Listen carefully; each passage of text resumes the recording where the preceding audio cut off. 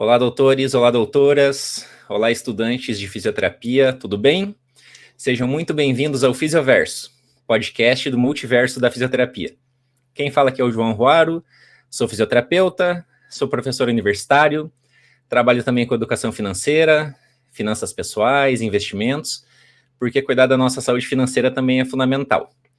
Hoje temos a honra de receber uma super convidada aqui no Fisioverso, sempre, né, com convidados que são referência na nossa área de atuação deles. Mas eu vou deixar a Cibele contar para vocês quem que é. Ela vai dar as boas-vindas para vocês também. Oi, pessoal, tudo bem? Que alegria estar aqui com vocês de novo. Como o João falou, né, sempre trazendo pessoas que eu não tenho dúvidas nenhuma de que vão inspirar muito a vida de vocês, né, mesmo para quem, né, não pensa em seguir nessa área, mas vocês vão ver que são, né, histórias que inspiram de fato e nos mostram o quão grande é esse multiverso da fisioterapia e é o propósito aqui do nosso podcast. Aqui quem fala é a Cibele Knaut, sou fisioterapeuta neurofuncional, sou também professora universitária junto com o João, e hoje eu tenho a super honra de convidar aqui para a nossa entrevista a Rebeca Heder, mas antes dela se apresentar, roda a nossa vinheta.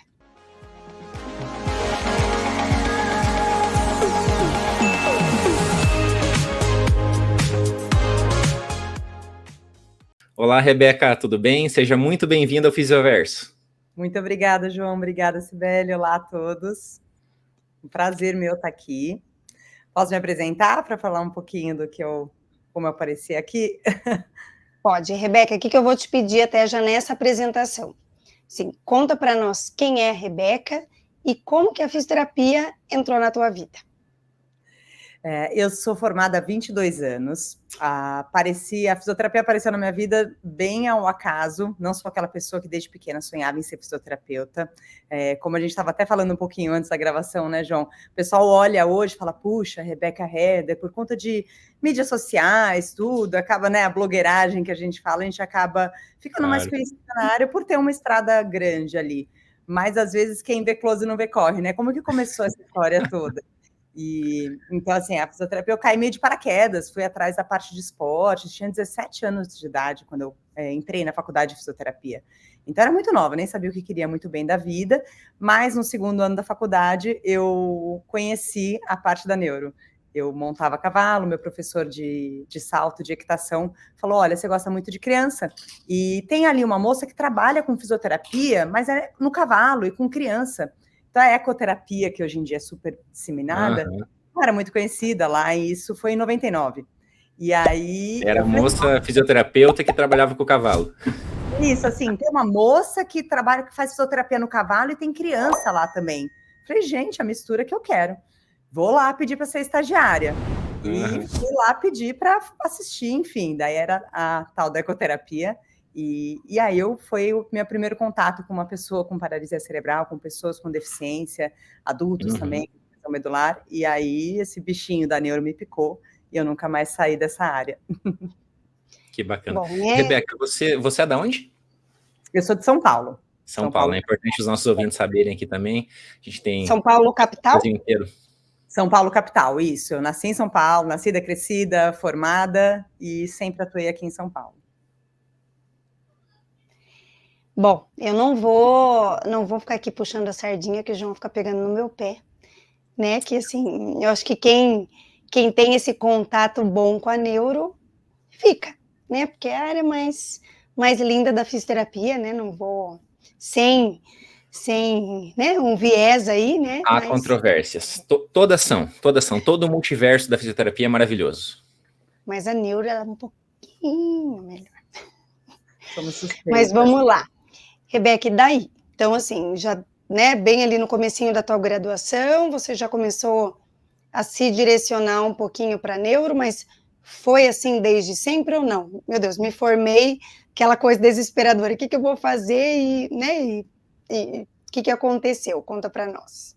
Sim, é isso que eu estava falando, né? Quem vê o close não vê corre. Hoje há 15 anos eu tenho a minha clínica, eu junto com meu marido, né? Porque daí nisso a gente último ano da faculdade, lá fechando a faculdade a gente se conheceu, ele é fisioterapeuta também, da ortopedia, então a gente já tem esse conflito aqui em casa, sempre falo que a neuro é muito mais divertida que a ortopedia, muito triste a turma com dor, tudo, nossa área é muito mais legal.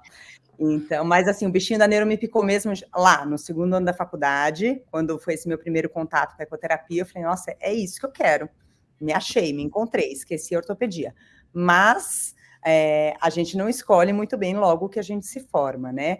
Eu tive o privilégio de encontrar pessoas na minha jornada de graduação ainda, que me direcionaram muito bem. Eu acho que, assim, é um momento que eu tiro o chapéu para vocês que trabalham na graduação, né? Eu gosto muito de dar aula, mas eu dou aula em cursos, em aula como convidada, em pós-graduação, algo assim, mas não leciono na graduação.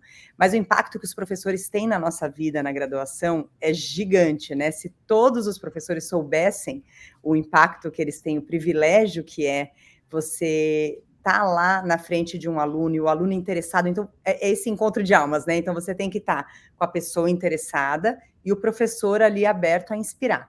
Enfim, eu tive o prazer de encontrar alguns mestres nessa jornada que só foram reforçando o meu amor pela neuro e mais para frente, inclusive, somando com a pesquisa. Então, o Fábio Navarro, a Camila Torriani, na minha pós-graduação, logo que eu me formei, fui fazer uma pós-graduação em neuro, mas era na FMU, então eu usava o laboratório de eletromiografia, conheci o Fábio Cirilo, a Camila, e foram também mestres para que eu me interessasse também pela pesquisa junto à prática clínica, por estar em congressos, tudo isso lá, não sabia nem quem eu era com um ano de formada, em 2003, né?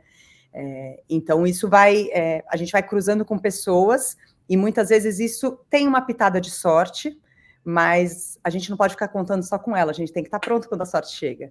Então, acho que eu fui encontrando pessoas muito boas no caminho, fui sabendo filtrar algumas escolhas, né? Por exemplo, a ecoterapia, que eu comecei estagiando na Hípica Santo Amaro, lá eu acabei trabalhando até meu segundo filho nascer em 2013, 2014 eu parei, eu fiquei lá por uns 14, 15 anos ali, trabalhando lá como estagiária, depois trabalhando. E também fui conhecendo a parte clínica, né, de atuação em solo, quando eu, por meio também do cavalo, eu conheci o Dr. Luiz Botelho, Dr. Luiz Arruda Botelho, que é um médico fisiatra. E ele montava também com o meu pai, com a minha família, e falou, olha, eu tenho uma clínica de neuro adulto, que é a Fundação Selma. Era a Fundação Selma na época. E ele falou, vai estagiar lá também. Eu falei, eu vou. Então, eu dividi as minhas tardes lá pós-faculdade, comecei a estagiar e daí ver os atendimentos clínicos. Então, eu tinha o contato com a pediatria no cavalo e o contato com a neuroadulto, principalmente, que a Fundação Selma sempre foi uma referência de neuroadulto, na parte de solo.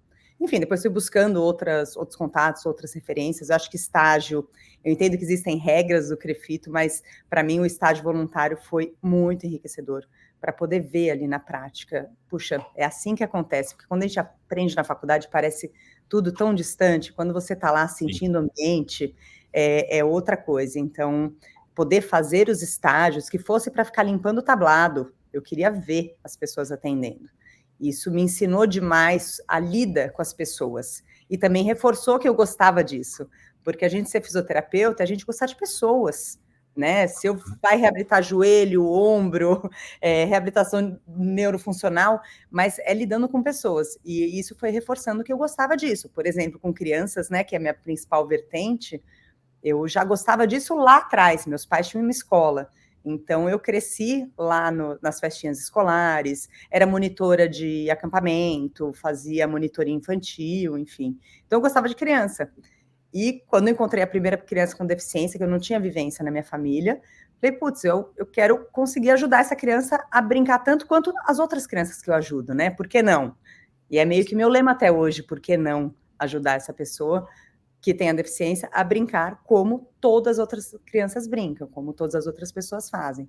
Então, foi meio que juntando o que eu sempre gostei de fazer. Daí foi me estendi na resposta. Não, né? Mas não. É que, assim, ó, algumas coisas da tua fala me chamaram a atenção. Me parece que vocês têm uma relação familiar muito próxima com os cavalos, né? Você falou que, assim, acho que teu pai equita, ou você, eu não sei. Não, na verdade, meu irmão era apaixonado por cavalo, eu tenho um irmão mais novo e uma irmã mais velha. Meu irmão mais novo, assim, de pitoco, aprendeu a falar, a gente não tinha nada com cavalo na família. E ele era apaixonado por cavalo.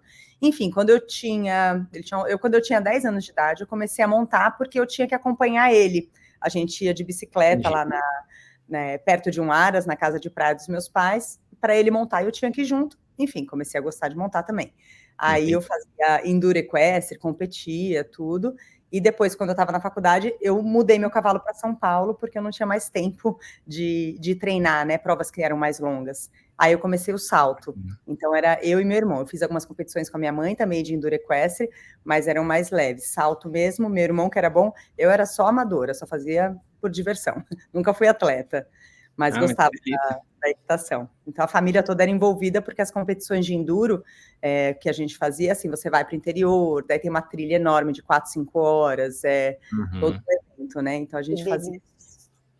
Bacana. Isso que é outra coisa que a Rebeca falou, e que isso eu tenho uma coisa muito forte em mim, sabe? Do peso que a gente tem enquanto docente, né? Isso é uma coisa que eu sempre penso, porque, né, se a gente for pensar até na escola, a gente tem aquela coisa, né, de, puxa, eu me lembro que eu não gostava, sei lá, de história, porque meu professor era muito, sei lá, muito chato. E da mesma forma, né, eu me lembro da minha professora de português, porque ela era muito legal.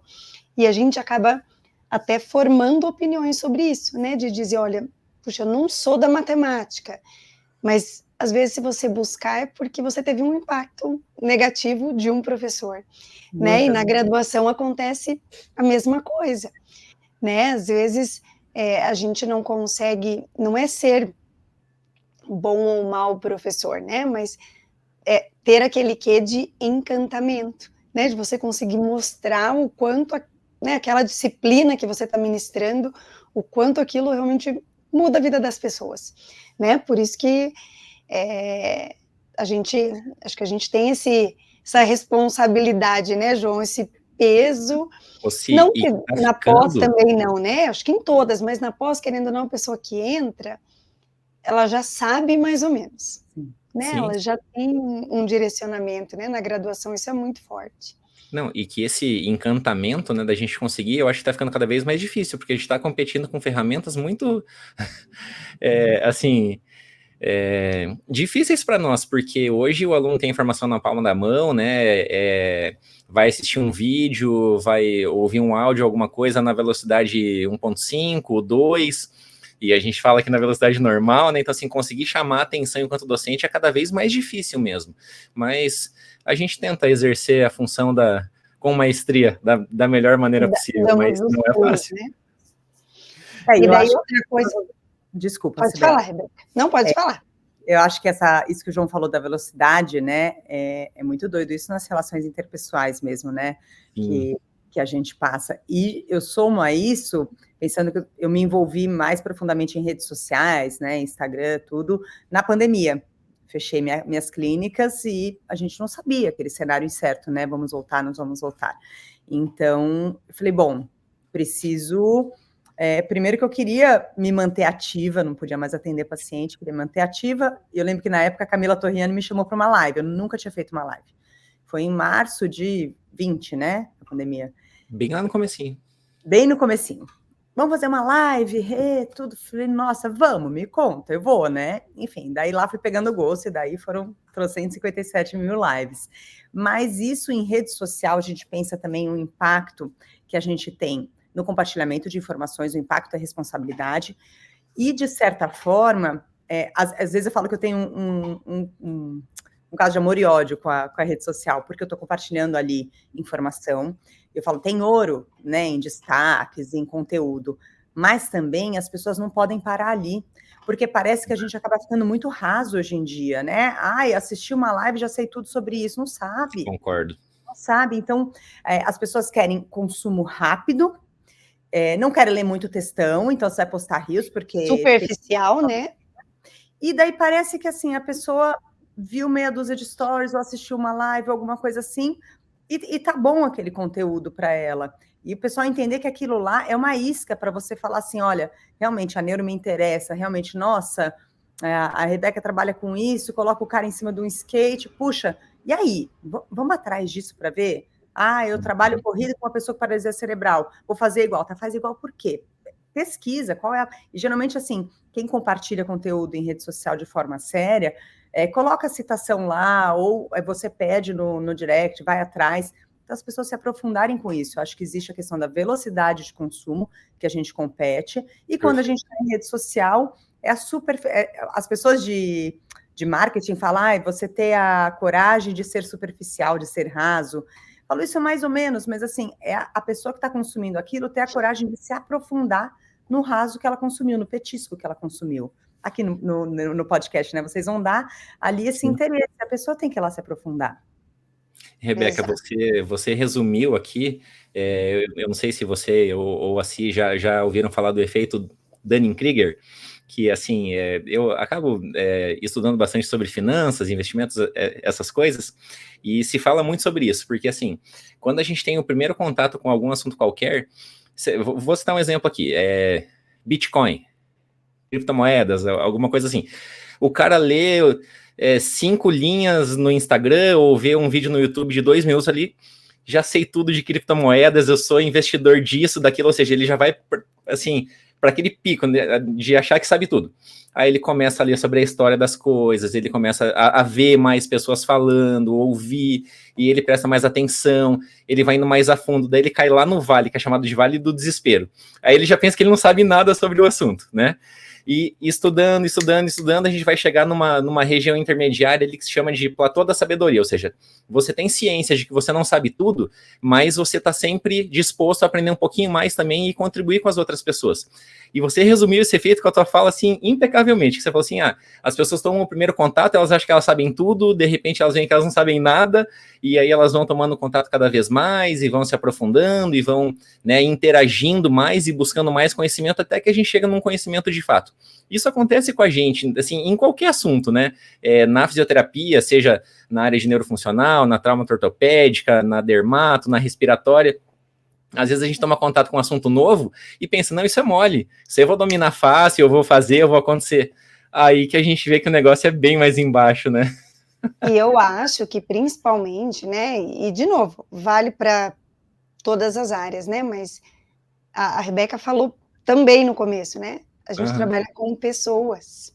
E quando a gente fala que a gente trabalha com pessoas, por mais que, é um joelho, sei lá, uma entorse de joelho, uma paralisia cerebral, você nunca vai pegar exatamente a mesma coisa, porque tem um conjunto inteiro ali, né? E a gente ter essa condição de estudar cada vez mais e entender, né? Nós estamos aqui, todos nós já temos uma caminhada aí longa, né, na fisioterapia, já temos mais de 20 anos aqui, os três, e a gente, acho que tem ciência, que a gente ainda tem muita coisa para estudar, muita coisa para aprender, porque, assim, é muito comum no nosso dia a dia a gente se deparar com uma situação, né, com um paciente que você fala, meu Deus. Que desafia. Né? Não é porque a gente não sabe o que é uma paralisia cerebral, né, não sabe o que é um AVC, ou não sabe o que é uma entorse. É porque a história, né, o contexto que vem junto com aquele paciente é um desafio, né? E eu acho que isso também deixa a fisioterapia mais e mais encantadora também, né? Porque eu falo, não tem como a gente cair né, vou fazer todo dia a mesma coisa. Você até pode, mas se você fizer, tem alguma coisa errada também, né? Porque não tem como fazer.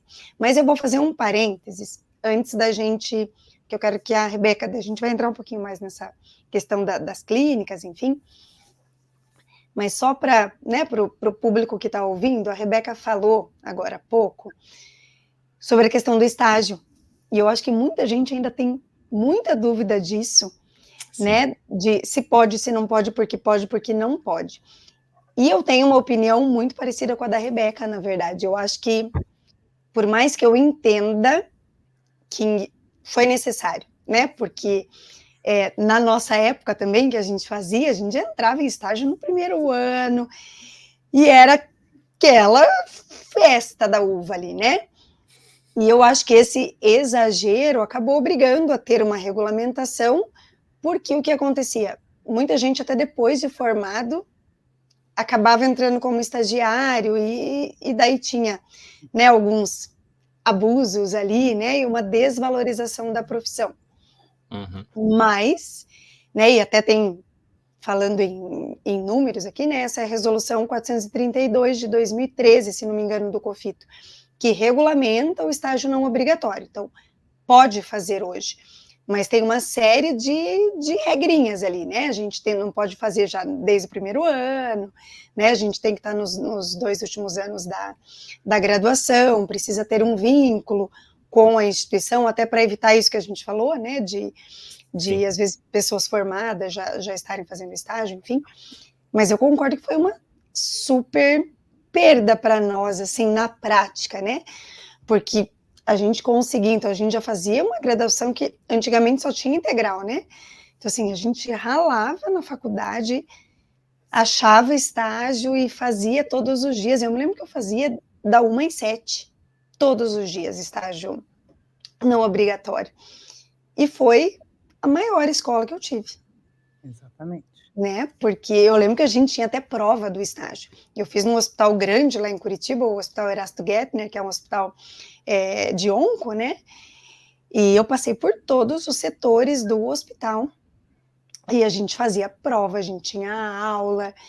Então, assim, é algo que, assim, faz falta, mas, né, só para exemplificar, hoje as pessoas podem procurar. A diferença é que hoje existem regras a serem cumpridas e, infelizmente, os alunos dos primeiros anos, fora da universidade, não podem fazer, né? De forma regulamentada, né? Acontecia, acho que um abuso, né? Eu, como falando enquanto proprietária, né? Então, sou fisioterapeuta, sou empresária também. Enquanto empresária, é complexo quando, por exemplo, eu não tenho estagiários na minha clínica, nas minhas clínicas, porque é justamente isso, assim, eu vou pagar um salário para a pessoa vir observar. Como empresária, por que eu preciso dessa pessoa que eu estou ensinando? Ao meu ver, né, claro que existe toda uma questão, né, do estatuto, dos CREFITOS, tudo, nem consigo, não sei me aprofundar como a Cibele sabe, mas falando aqui do lado como empresária, não é interessante o empresário contratar, porque sai caro para a gente contratar uma pessoa que vai aprender com o que eu estou fazendo, então, o que ela vai me ajudar? Né? E quando ela está ficando boa, ela já está se formando e vai embora, porque também a minha equipe, eu já exijo um nível de excelência e de experiência que eu não contrato recém-formado. Então, como empresário, é difícil para mim. E eu fico com pena quando as pessoas mandam um currículo o tempo todo, pô, você aceita estagiário, posso acompanhar os atendimentos? E eu amaria que as pessoas acompanhassem, porque a oportunidade que eu tive quando acompanhei era impressionante, foi isso que me deu, e é claro que assim, depois logo que eu me formei, eu fiquei nessas instituições, na Fundação Selma, na Educação Tamaro, atendia lá, né, atendia como stand-by, ia lá, né, aquele corre de recém-formada para depois ir me especializando, criando agenda, tudo, mas e é difícil, porque eu também lembro das clínicas de colegas que trabalharam, assim, o ano que eu me formei, em 2002, foi o boom da Onodera, da Leroux, que era aquela clínica de estética, né, nem sei se existe mais. Então, todo mundo estagiava, assim, e trabalhava a rodo, não era estágio. Eu tive o privilégio dos meus estágios serem de observação. Então, eu aprendia muito, ajudava, lavava eletrodo, que antigamente a gente não tinha eletrodo autocolante, né? Então, lavava eletrodo para pôr na bike com fez, e ia lá, puxava cavalo, e fazia de tudo. E eu não atendia, mas eu sabia de colegas que atendiam muitos pacientes em clínicas de convênio. Eu me lembro que tinham clínicas que, assim, elas tinham um fisioterapeuta contratado e o resto era só estagiário e não recebia. Não era nem, recebia né, o salário de um estagiário. Era voluntarérrimo. Eu entendo a regra hoje estar mais restrita, mas como você disse, acho que acabou inflexibilizando quem estava com uma boa intenção de compartilhar. Exato. Hoje ficou difícil de acontecer porque alguém desvirtuou no passado o que deveria acontecer, né?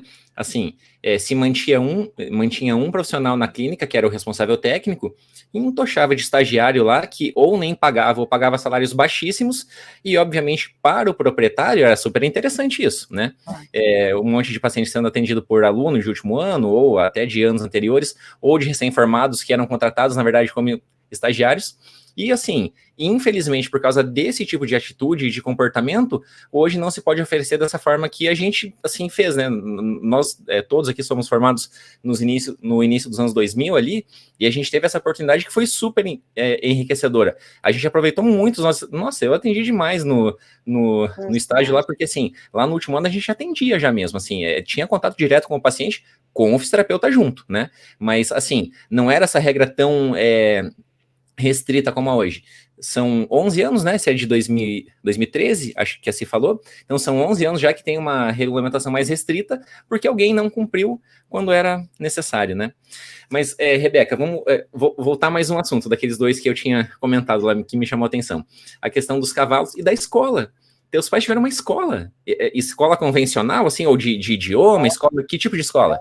Escola convencional mesmo, Que legal! Por 43 anos eles tiveram uma escola. Uau! Começou pequenininha, ficou enorme, né? Então foi antes de eu tenho 43 hoje, então foi antes de eu nascer, eles já se conheceram na faculdade, enfim, e montaram uma escola, e foi crescendo, aquela coisa pequenininha, depois foi para quase 1.000 alunos, ficou bem grande, e eles venderam logo antes da pandemia. Graças a Deus, senão meu pai teria infartado. Então, assim, eu cresci no ambiente, então eu gostava muito, né, depois que eu fiquei adulta, eu gostava, primeiro eu precisava ajudar, né, ajudava muito eles, então eu ia ter, enfim, passeio, eu ia como voluntária da criançada menor, e depois eu fui fazendo, na época da faculdade, eu fazia, né, fui fazer curso de monitoria de acampamento, já pensando que um dia eu queria montar um acampamento para pessoas com deficiência, depois eu fui vendo a quantidade de barreiras que tinha para tudo isso, mas uma monitoria de passeio, algo assim, que não se distancia tanto do que eu faço hoje, eventos, né, para a clínica, mas essa veia minha de organizar coisas e até de ser empresária, eu herdei muito do olhar do meu pai e da minha mãe, então sou muito grata por isso. E como é estudar na escola do pai e da mãe? A gente estudou de pequenininho até o primeiro ano, depois meus pais tiraram, a gente estudou em outra escola, porque realmente era complexo, né, então ou o professor pegava demais no pé, ou ele puxava muito saco, e daí a gente voltou já quando estava com uma cabeça melhor no colegial, né, hoje em dia é médio, mas era primeiro, segundo, terceiro colegial, daí a gente voltou para a escola. Daí já então era uma escola até de pequenininho, infantil, até ensino médio. Final, exatamente. Que legal. Era bem grande. Muito interessante. Então você tinha contato demais com muita criança. Muita criança, adolescente, com eventos também. Então eu me interessava tanto pela parte da minha mãe, que era a coordenação pedagógica, quanto a parte do meu pai, que era o financeiro. E ele sempre trazia a gente para esse ensinamento. E eu lembro muito e eles nunca nos pressionaram, nem eu, nem aos meus dois irmãos, de seguir, né, a carreira, seguir a escola por eles, sempre deixaram a gente muito livre. Quando eu mostrei, minha irmã fez administração, ainda trabalhou com eles por um tempo, atualmente ela mora nos Estados Unidos e atua em outra área, e meu irmão também não é dessa área, nunca foi para a escola. E daí, quando eu me mostrei interessada pela fisioterapia, eu queria entender como o corpo funcionava, gostava muito de entender como as coisas funcionavam e o corpo funcionava. Daí eu jogava vôlei, assim, lá no comecinho, no terceiro colegial, tinha que preencher aquela coisa de vestibular, e eu tive entorse de tornozelo. Daí meu técnico falou, eu tinha que jogar a final do campeonato, ele falou, não, vamos fazer fisioterapia, você vai no fisioterapeuta no Zezinho, lembro até hoje, amigo meu, que era fisioterapeuta do Palmeiras, aqui perto de casa, e eu tava lá, eu quero fazer um negócio no meu tornozelo, eu olhava, conversava com ele, falei, fisioterapia é uma opção. Eu prestei psicologia, marketing, fisioterapia e educação física. Ou seja, não sabia o que eu queria da vida. Normal. Aí eu passei em marketing, fisioterapia e educação física. Decidi fazer só duas coisas. Comecei fazendo físio e educação física. Então, eu fazia fisioterapia na Unip de manhã e educação física na FMU vespertino, era das 5h30 às 9 da noite. Porque eu queria justamente a área esportiva. Mas não deu para conciliar por muito tempo duas faculdades. Aí eu escolhi ficar na físio. Que interessante. Rebeca, só para a gente fechar esse assunto, como que era o nome da escola? Colégio Global. Colégio Global. Então, vamos lá. Se tem alguém aqui ouvindo, pessoal que foi aluno do Colégio Global, posta aqui no comentário, conta uma história que lembra lá da época do colégio, que vai ser muito bacana para a Rebeca até ver aí, quem sabe interagir com algum desses ex-alunos. Beleza, Rebeca. E daí você formou e começou a ter interesse, então, pelo empreendedorismo. Isso veio teu, veio do seu marido, é uma clínica em conjunto que vocês têm? Comece a contar como foi esse desenrolar, ou vocês começaram a trabalhar em locais distintos e depois montaram, como é que foi? Isso, a gente, na verdade, a gente se conheceu bem no finalzinho do último ano. Ele era atleta na ocasião, e eu já era da neuro, então ele era da ortopedia esportiva e eu da neuro. Saí de lá atendendo nos locais que eu trabalhava, e ele, assim, de particular, aquela correria de recém-formado. Mas meu pai sempre na minha orelha, ele falava assim, tudo bem, você quer fazer a fisioterapia, né, como eu estava falando, ele nunca forçou a gente a trabalhar na empresa da família, aquela coisa, mas ele falava, tem o seu próprio negócio. Então, você trabalhe para você mesmo, não trabalhe para os outros. Era uma coisa que ele martelava muito na nossa cabeça. Martelava de uma forma positiva, né? Então, a gente cresceu vendo a vida de empresário. E eu, no começo, fui ganhando experiência. Eu sabia que eu não tinha a menor condição de abrir um negócio meu. Até que, eu casei em 2008, eu e meu esposo, Alexander Heder. Nós casamos em 2008. E eu planejava, eu queria ter 4 filhos, parei só em 3. Aí eu falei para ele, eu falei, olha, eu vou montar meu negócio, falei para ele. Eu alugava sala, então eu atendia na Clínica Nutra, aqui em São Paulo, de 3 colegas muito queridas, alugava sala lá, dividia com a Karina, fisioterapeuta na época, atendia na época Santa Amaro, atendia particular, uma época eu atendia em Campinas, Osasco, aquele corre, que às vezes quando alguém de 25 anos vira para mim e fala, preciso ter qualidade de vida, trabalhar menos, eu falo, gente do céu. Não consigo entender.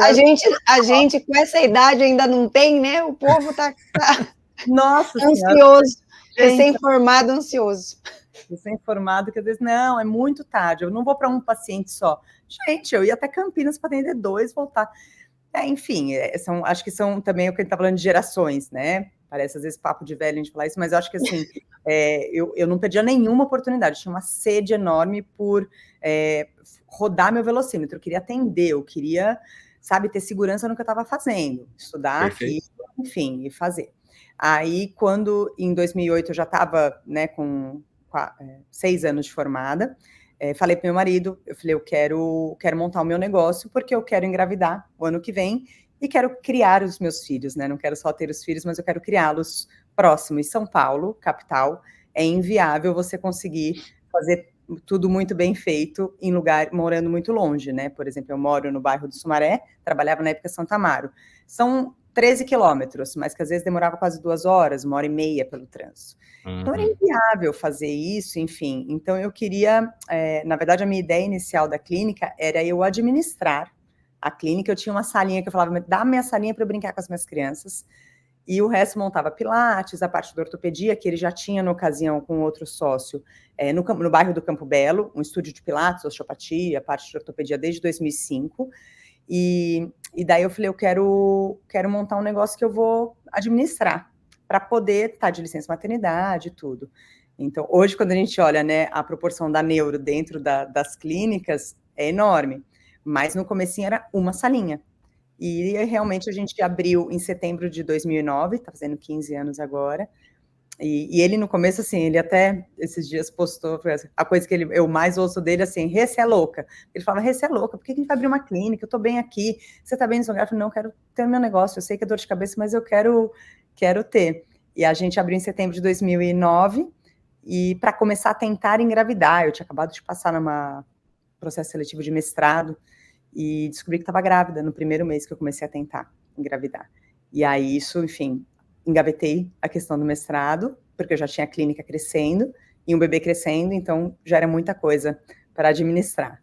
E daí as clínicas depois, em 2009, daí depois em 2015, a gente abriu a Carla Zanardi, que era já uma amiga minha, começou estagiando comigo, né, a gente conversa de estágio, ela estava no segundo ano da faculdade, um professor, o Fábio Cirilo, falou, Rê, pega essa menina para estagiar com você, ela é muito interessada, muito boa, tudo, enfim, começou a estagiar, começou a trabalhar, a gente foi desenvolvendo uma amizade, confiança, ela queria também ter um negócio dela, e eu nunca tive interesse em abrir filiais da clínica, acho que não existe formato de negócio seja certo ou errado, mas para o meu formato de negócio, eu falo, sou um pouco centralizadora ali, eu queria algo que eu entendesse que os pacientes estavam entrando lá, estavam sendo, né, tratados da forma que eu acho que era para acontecer. Mas com ela, eu confio no trabalho dela, daí ela falou, não, eu fico lá, você fica daqui, a gente vai funcionando assim. Daí a gente abriu a unidade Brooklyn da Espaço 7 em outubro de 2015. E já tinha também a unidade de ortopedia no Itaim, que é o meu esposo que atua. Então, atualmente, nós somos 3 unidades da Espaço 7. 3 unidades, que bacana. Que legal.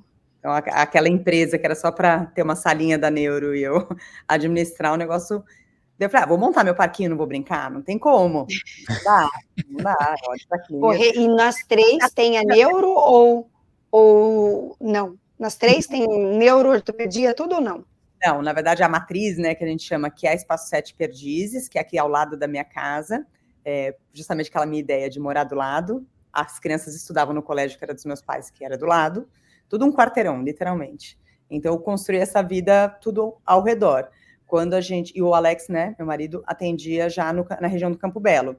Atualmente eles estão no Itaim, mas lá desde 2005 era no bairro do Campo Belo, então ele ficou por aquela região somente ortopedia esportiva. E o Brooklyn com a Carla é somente neuro. Aqui em Perdizes a gente tem as 2 áreas, mais o Pilates, como foi lá desde o começo. Então é uma casa maior que a gente tem todas as áreas, né? Natação adaptada, que tem a piscina, daí tem a neuroadulto, neuroinfantil, Pilates e ortopedia.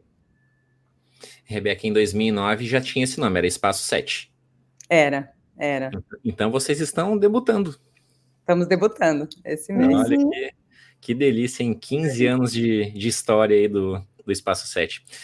Conta pro pessoal como um todo, assim, Rebeca, porque assim, a gente tem aqui como ouvinte, né, desde estudante que está no primeiro ano de graduação até profissionais com muita bagagem já. Quais foram, assim, as principais dificuldades que você teve para empreender, principalmente lá no começo do negócio, né? Hoje, você falou que você já tem um modelo de negócio muito bem definido, e já a gente vai chegar falar um pouquinho mais sobre as clínicas também, mas o que foi mais difícil para você, assim, no início do seu empreendimento? Você já tinha essa veia familiar, digamos assim, né, de empreendedores? Você falou que teu pai foi um grande incentivador ali, e eu realmente vejo isso, que assim, famílias de empresários, de empreendedores, eles tendem a formar empreendedores, né? E nós, na fisioterapia, como classe, eu acho que a gente tem esse calcanhar de Aquiles, né, essa fragilidade. A gente não forma empreendedores, a gente não tem essa visão de formar empreendedores e o quanto isso é importante para a nossa profissão. Então faz meio que um balanço dessas coisas que eu abordei para dar a tua opinião sobre isso tudo. Eu acho que exatamente isso, João. Eu tive o privilégio de ter uma família, né, de empresários e ter esse tanto respaldo que eu digo que foi financeiro também para poder me aventurar, né? Isso também é muito importante, mas também desse conhecimento. Faz diferença, né? Faz muita diferença. Eu não posso falar, não, batalhei, comecei do nada, a clínica era pequenininha, mas meu pai emprestou a casa onde a gente começou a clínica para poder alugar, porque senão ia comprar um gasto maior. Então, tive esse incentivo enorme da família, e claro que eu soube aproveitar esse incentivo e construir o que, né, foi construído em 15 anos, mas é um pontapé que a gente fala, né, de questão de privilégios, eu já consegui sair de um ponto de partida mais confortável. Mas a questão do empreendedorismo, acho que a gente tem, desde a defasagem da formação, então não tinha nenhuma aula, não sei se hoje em dia na grade de graduação tem, mas não tinha nenhuma aula. E a gente tem também um tabu enorme de cobrar, né? Então, você ser empresário na área da saúde chega a ser quase ofensivo para algumas pessoas. Então, porque é a minha empresa, é o meu negócio, é o negócio da minha família. E isso é muito difícil quando a gente lida com vidas, com pessoas. E eu digo mais, na parte da neuro, fica até mais difícil. Eu concordo.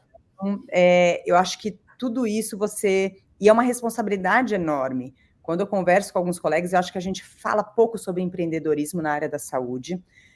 Tem um podcast que eu acho que é muito um episódio do podcast no Léo Costa e da Lucila, do PBcast, que é com a Lara Nesteruk, que ela tem um curso de saúde e negócios. Eu cheguei até a comprar o curso dela, fiz na época, acho que não... Eu acho que ela é nutricionista, né? Ela é muito boa. nutricionista e uma pessoa que trabalha muito em rede social, tudo, e ela tem um ponto de vista muito interessante sobre, né, você ser útil, você empreender e tal. Então, acho que a gente tem também esse tabu. Quando a gente e daí, o outro lado dos desafios, né, que você me questionou, trago mais ainda. Hoje, por exemplo, a gente fazer uma propaganda na área da saúde, eu tenho um cuidado gigantesco para não ser apelativo, sabe? Não é a qualquer custo que você vai fazer uma propaganda, é tão delicado, a gente não consegue contratar uma agência, assim, porque eu sou chata, sabe? Não dá para ter aquela, não quero, então, assim, não é que você não tem que fazer propaganda do seu negócio. Eu demorei até, minha irmã, que é formada em marketing e tudo, ela trabalhava muito comigo isso, ela falava, Rebeca, mas assim, você não entende que aquela pessoa vai se beneficiar se ela conseguir entrar na sua clínica, você vai ajudar ela ou você está enganando ela? Eu falei, não vou ajudar ela. Então, é importante que ela saiba que você existe, senão ela não vai ter acesso ao seu tratamento. E isso é a questão de você investir, você ter o marketing na área da saúde, é delicado, mas é importante. E eu vou além da área de empresário. O fisioterapeuta autônomo, ele também tem o próprio marketing. Hoje em dia, com rede social, né, enfim, todo mundo tem um perfil profissional no Instagram, tu tem que fazer contrato para atendimento domiciliar, mas também ele saber divulgar o negócio dele, que seja o negócio dele ser um fisioterapeuta autônomo de atendimento domiciliar, por exemplo, ou ter um consultório próprio. E a gente não ter vergonha do cobrar, o valor do seu serviço, né, e o preço, isso é muito discutido quando a gente fala, mas isso vem, eu acho que enraizado da gente de ter vergonha de cobrar, e quando a gente está falando da área da saúde, mais ainda, e quando a gente está falando de lidar com pessoas com deficiência, mais ainda, quando são crianças, mais ainda, então fica tudo muito complexo. A gente tem um compromisso de, né, também ajudar, acho que a gente tem o privilégio de atender pessoas que têm uma condição financeira. Eu sempre trabalhei no sistema particular, então não tenho experiência no sistema público, tirando a época que fiz estágio no Lar Escola São Francisco, né, que era da Escola Paulista de Medicina, mas a minha atuação sempre foi no sistema privado. No sistema público é diferente, mas no sistema privado, acho que assim, pessoas que podem pagar a minha sessão, eu como empresária me sinto no compromisso de ajudar pessoas também que não podem. É claro que eu não consigo abraçar todo mundo, mas se eu consigo doar, e os terapeutas da minha equipe conseguem doar 1 hora da sua semana, a gente consegue também atender uma demanda que é muito deficitária do sistema público, que é da reabilitação também, das pessoas que não têm condição financeira a esse acesso. Mas o valor que você cobra do seu serviço, ele precisa ser reconhecido. O pai que vem por um tratamento na minha clínica, ele vai se deparar com uma estrutura muito boa, ele vai se preparar, né? Parece merchan que estou falando isso, não vou fazer a propaganda do negócio, né? Não, mas tem que fazer também, porque é importante.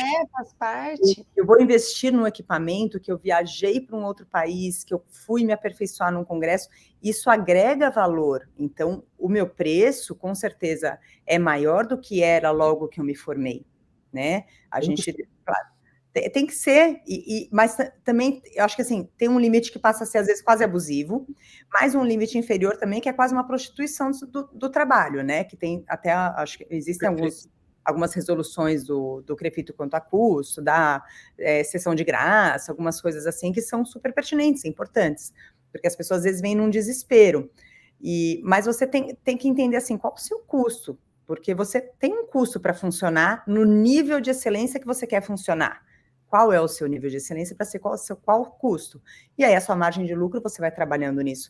Senão, se você não consegue pensar nisso, você não tem fôlego para ser empresário próprio, autônomo ou de empresas maiores, você tem que pensar em ter fôlego mesmo, né? Para ir durando, se você não quer crescer, e daí aquele objetivo, você quer ter várias filiais, ter várias clínicas, tá bom, é um objetivo. Você quer ser você vai ter que ter um preço maior para não ter um volume tão grande.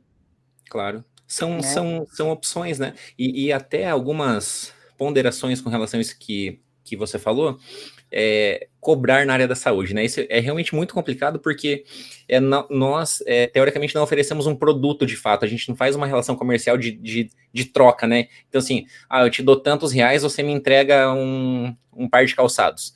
Não é assim, né? A gente oferece um serviço, então já começa a ser um pouquinho mais dificultoso de cobrar nesse sentido. Mas também tem outros contrapontos. muitas vezes uma cirurgia, por exemplo, que custa 70 mil, 100 mil, 150 mil, ela não é vista como cara. E um atendimento fisioterapêutico a 250 ou 300 reais, talvez ele seja um absurdo. Mas, assim, qual assim, o retorno que cada uma vai te dar também?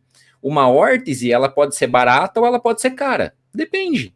Um colete, alguma coisa assim, pode custar lá tantos mil reais e talvez não vai ter o mesmo efeito que um tratamento fisioterapêutico muito bem feito e que seria, inclusive, talvez mais barato, mas que as pessoas começam a questionar o valor. Então, assim, essa é uma discussão, ou se eu acho que a gente tem que fazer até um podcast só sobre isso, sabia? Discutir sobre preço e valor e todas essas relações que a fisioterapia tem que ter comerciais, essa coisa toda. Você vai participar, Rebeca, porque gostei dessa linha que você abordou aqui. E eu acho que, de novo, né, a gente volta. Eu acho que isso está enraizado um pouco na nossa formação, né?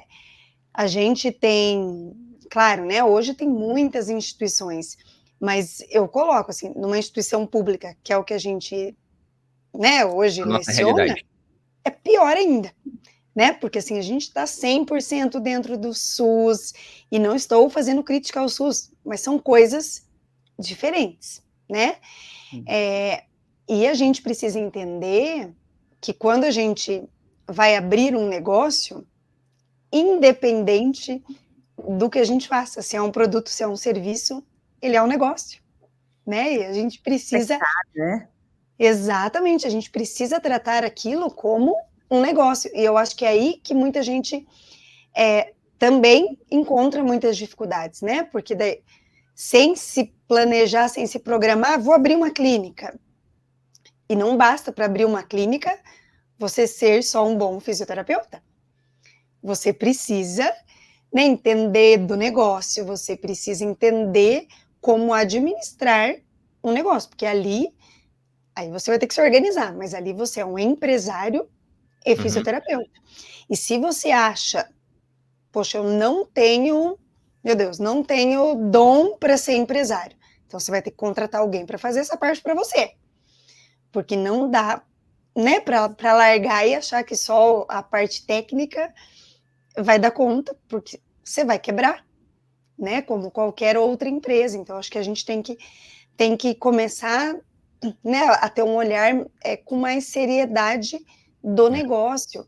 E a gente tem tantos cases, né, de sucesso, a gente conhece hoje tantas pessoas que têm clínicas, né, que tem algum modelo de negócio dentro da fisioterapia que dão certo, mas acho que todas elas, né, como o João falou, acho que a gente vai ter que montar alguma coisa aqui, mas todas elas eu tenho certeza que tem uma coisa em comum, elas têm, né, se capacitaram, né, dentro da área do empreendedorismo, da área de marketing, né, não são aventureiros de, tá bom, sou boa na fisioterapia, vou abrir, né, eu acho que isso é uma coisa muito importante. Então, assim, as pessoas que têm, a Rebeca teve a super sorte de ter incentivadores, e acho que até isso, né, Rebeca, de você crescer num lar de empreendedorismo, né, de empreendedores, você já teve um passo, né, meio na frente do que meus pais sempre foram funcionários, meu pai era funcionário público, e vejo o quanto enraizou em mim, né, assim, sou funcionária pública. Eu acho que também eu via também o bastidor disso. Então, hoje, o que eu faço, né, fora do horário comercial, eu já era ciente que eu ia fazer isso. Então, quando a pessoa monta a própria clínica, eu quero falar disso e depois de gestão de pessoas, porque você falou da gestão de empresa, mas quando a gente monta uma clínica, uma coisa que eu sempre estudei muito foi sobre a gestão de pessoas, da equipe que eu, né, vou montando e construindo. Mas essa questão de ser empresário, tem pessoas que buscam isso, parece que vai ser um caminho mais fácil, mais lucrativo e mais fácil, e daí as clínicas vão fechando, porque de longe não é o caminho mais fácil, e para ser lucrativo demora tanto tempo, e não é uma crescente ali constante. Linear, né? Não é linear. Então, a gente entender que, puxa, teve um vazamento no sábado à tarde, vou estar lá acompanhando o pintor, Eu não falo, não é meu horário de serviço, não, é minha clínica, é meu negócio, não interessa, eu vou ter que estar lá, né? Ou vou despender mais dinheiro e pagar alguém para estar lá, também depende do seu porte, né? Depende do seu formato de negócio, mas... Sim, o teu funcionário ficou doente em cima da hora. E, enfim, teve vazamento, quebrou equipamento, a recepcionista brigou com a outra, o paciente... Tem um monte de coisa. E daí entra esse braço da gestão de pessoas também, que a gente não tem isso na faculdade. Então, a gente está falando que ser fisioterapeuta é gostar de pessoas, trabalhar com pessoas, maravilha. Quantas pessoas da equipe eu tenho que se dão bem com o paciente, mas não se dão bem com os colegas? Sim. E aí, como que eu vou... né? Hoje, nós somos quase 80 colaboradores das clínicas, da Espaço 7, é muita gente. Isso desde o manobrista, da turma da limpeza, da recepção, do administrativo, financeiro e dos terapeutas. É muita gente. É uma clínica multiprofissional ou fora esse pessoal mais técnico que você mencionou, são todos fisioterapeutas? Não, a gente tem a fisioterapia ortopédica esportiva, a fisioterapia dentro do Pilates, tem educadores físicos na natação adaptada, e na reabilitação neurofuncional a gente tem físio, fono, TO, músico, psicólogo, pedagogo, físio, fono, TO, músico, psicopedago e educador físico. Ah, então, legal, é bem multi mesmo. Então são várias áreas. Desculpa te interromper, pode seguir. É importante falar isso, né, porque não acho que seria mais fácil, mais difícil ser só a fisioterapia, mas também são interesses diferentes, de equipamentos diferentes, de estrutura de salas que vão mudando. Então, tudo isso, nessa gestão, você ir entendendo qual é a demanda da sua equipe. E isso acho que é muito delicado, porque eu tenho um orgulho gigante da minha equipe, tem profissionais que trabalham comigo, a gente está há 15 anos, a Josi do financeiro está há 14 com a gente. O Rafa do manobrista está há 10 ou 11 anos com a gente. Tem gente que está há muito tempo com a gente. E acho que, assim, isso é um sinal de que a pessoa está se sentindo bem acolhida. Bem, né? Trabalho. Então, quando meu paciente chega e estaciona na clínica e eu converso com eles têm noção disso. Não adianta eu oferecer um ótimo atendimento, alguém da minha equipe oferecer um ótimo atendimento dentro da sala, se a pessoa não foi bem tratada na hora que o carro dela entrou. Na hora que a recepcionista falou, ou até vou além, antes, quando ela ligou para pedir para agendar. Se a recepcionista não fez um bom trabalho no posto dela, ele não chega para mim. E se ela só vai fazer um bom trabalho lá, quando a gente entende que ela precisa ou de um treinamento, que ferramentas ela precisa de acolhimento, de ela estar feliz no ambiente de trabalho, enfim, tudo aquilo que é muito falado, mas na prática é complexo, demanda energia do gestor. Sabe aquele negócio chato, assim, ó, que a equipe tem que entender de fato e personificar missão, visão e valores? Claro. Cara, é exatamente isso, né? Exato. Todo mundo sabe o que tem que fazer, mas fazer mesmo dá trabalho pra caramba. Dá trabalho, sabe? Não, eu fico imaginando, Rebeca, porque assim, se a gente pensar no mundo da fisioterapia, já é complexo pra caramba, né? Então, assim, vou nichar de novo, que não é o teu caso é mais aberto, mas assim, eu ter uma equipe de fisioterapeutas que estão alinhados com o que eu penso, né? Então, assim, se eu pensar só na neuro, a gente tem, né, um mundo aí, hoje em dia tem técnica, meu Deus do céu, cada hora aparece um negócio novo, e o povo faz coisa, então assim, já organizar uma equipe dentro da tua área, que entenda tua missão, teus valores, né, entenda o teu raciocínio ali, o que você entende como modelo de negócio ideal, já é um baita de um desafio. E eu fico somando isso, eu ter fono, TO, psicopedagogo, né, outras áreas que a gente ainda nem tem tanto esse conhecimento técnico para organizar e que todo mundo esteja, né, muito bem alinhado ali em termos de propósitos, né, então assim, com certeza essa parte de gestão de pessoas é fundamental, porque acho que você deve vivenciar isso, se não está bem em algum ponto, e na neuro a gente tem muito isso, né, assim, os nossos pacientes, eu não vou falar nunca, porque nunca existe, né, mas dificilmente são assistidos por um profissional só. Sim. Né? Muito raro. Então, assim, é uma equipe, se alguém não está ali alinhadinho, isso é um dominozinho, né? Ele Exato. pode quebrar com tudo, né? E você acreditar, acho que no nível técnico, acho que daí vai a questão desde a contratação, mas assim, o funcionamento da equipe, né? Então, antes estava falando da questão de manobrista, limpeza, recepcionista, mas falando da parte técnica, como você falou, Sibeli, eu acho que tem que ser muito forte, tem que estar muito claro para o profissional no momento que ele entra na clínica, o que aqui é inegociável. Então, aqui é inegociável que o seu atendimento seja de excelência, de acolhimento, não só para o paciente. Quando a gente fala de pediatria, tem uma mãe ou um pai na recepção, tem uma avó, ela não vai ser chamada de mãezinha, tipo assim, ele tem nome, sobrenome, eles têm história, tem irmãos que vêm junto. Isso, para nós, a Espaço 7, é um pilar, assim, é inegociável. Então, o que a gente quer entregar de serviço é algo extremamente pessoal, como você falou, eu posso conhecer 357 mil crianças com paralisia cerebral em 22 anos de carreira. Eu não conheço o João que chegou na minha frente hoje. Não conheço, eu não posso presumir que eu conheço a história dele e pronto, vem que eu vou tocar um serviço aqui, não vou. E isso é cansativo, às vezes, de você lembrar, mas a equipe em algum momento, mas é isso que te diferencia de uma outra instituição, de um outro serviço. Para a gente, isso é um dos pilares, esse respeito, né, com a criança, com os pais, seja no contexto lúdico ou algo assim, e que a pessoa seja acolhida. Eu costumo dizer para colegas, às vezes, ou estudantes, alguma coisa assim, fala assim, o sonho dela não era encontrar comigo. Então, quando eu vou receber um paciente na avaliação, esse pai e essa mãe nunca planejaram estar lá na frente do fisioterapeuta neurofuncional. Você planeja ir para o espaço, você planeja ir esquiar na neve, você não planeja ter que levar seu filho para fazer uma avaliação precoce por paralisia cerebral, por exemplo. Então, não era o sonho deles. Aqui, a minha responsabilidade já triplica tanto.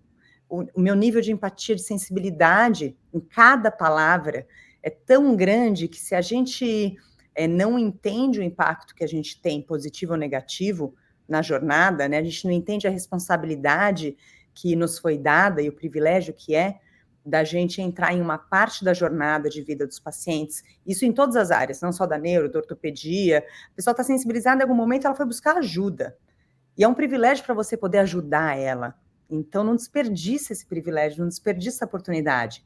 Faz valer a pena, porque é uma confiança que ele está depositando em você.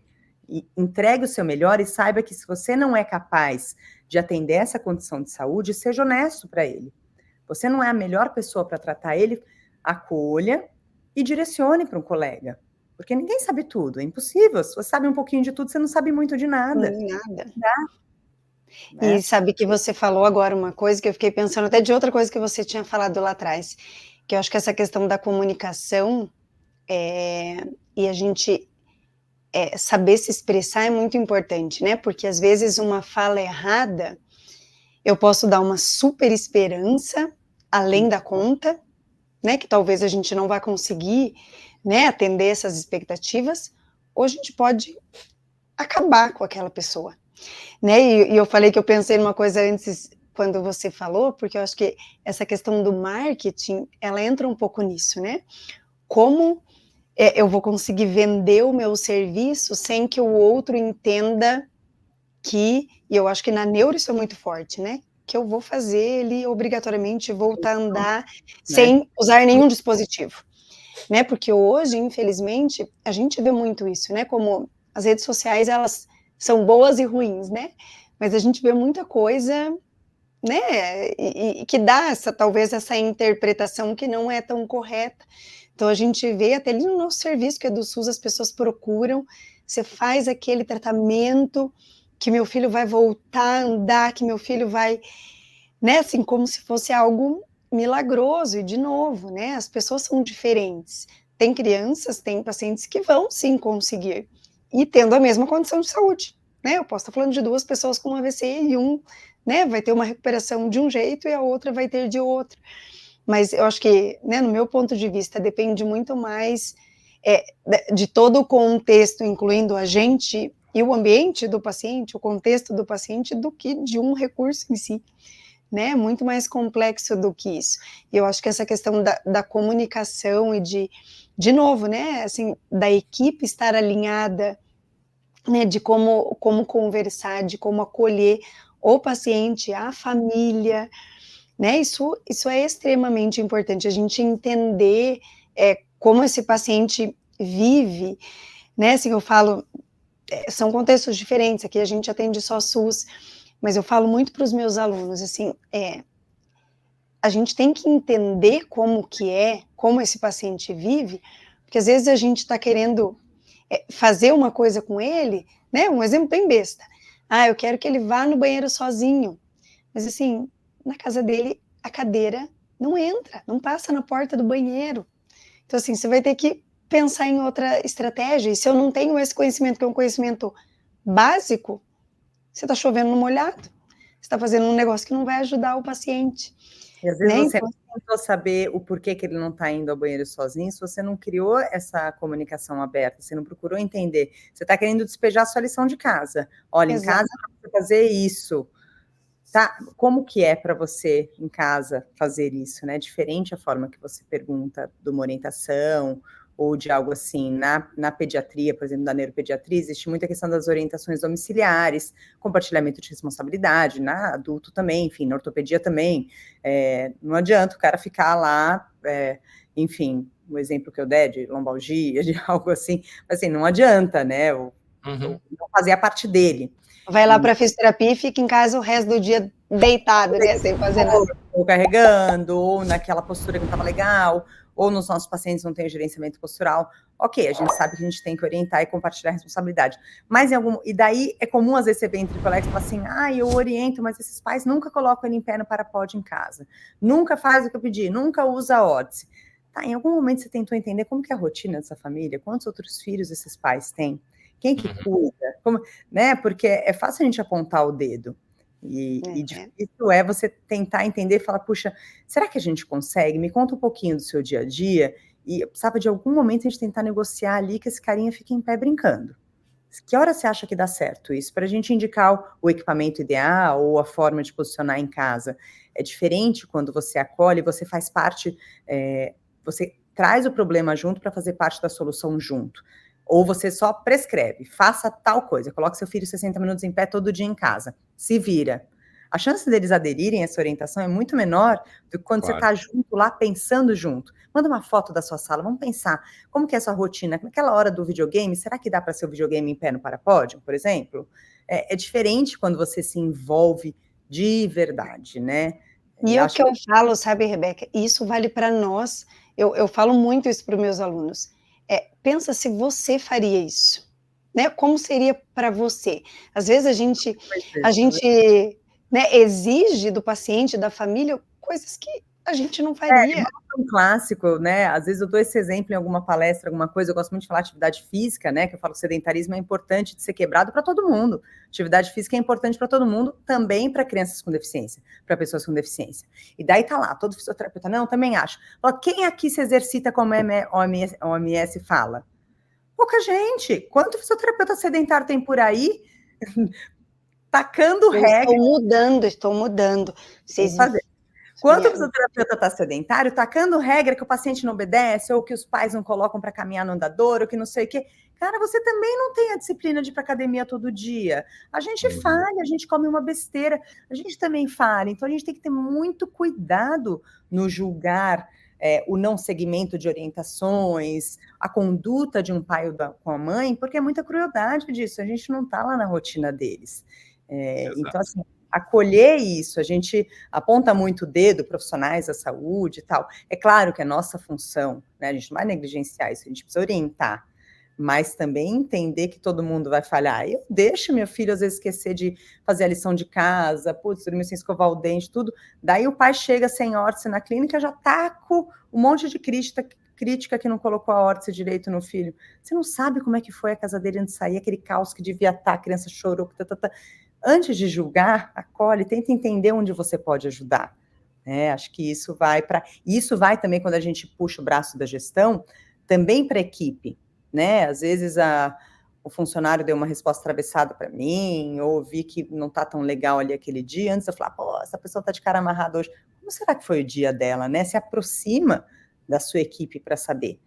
Acolhe eles, sabe, às vezes tá com um filho pequeno, não teve uma noite legal, putz, deixou a criança doente em casa para vir atender os pacientes na sua clínica, e você está criticando que chegou 10 minutos atrasada, né? Então, essa gestão das pessoas se amplia para isso também, para o acolhimento da equipe, que a equipe tem que estar bem para atender bem os nossos pacientes também.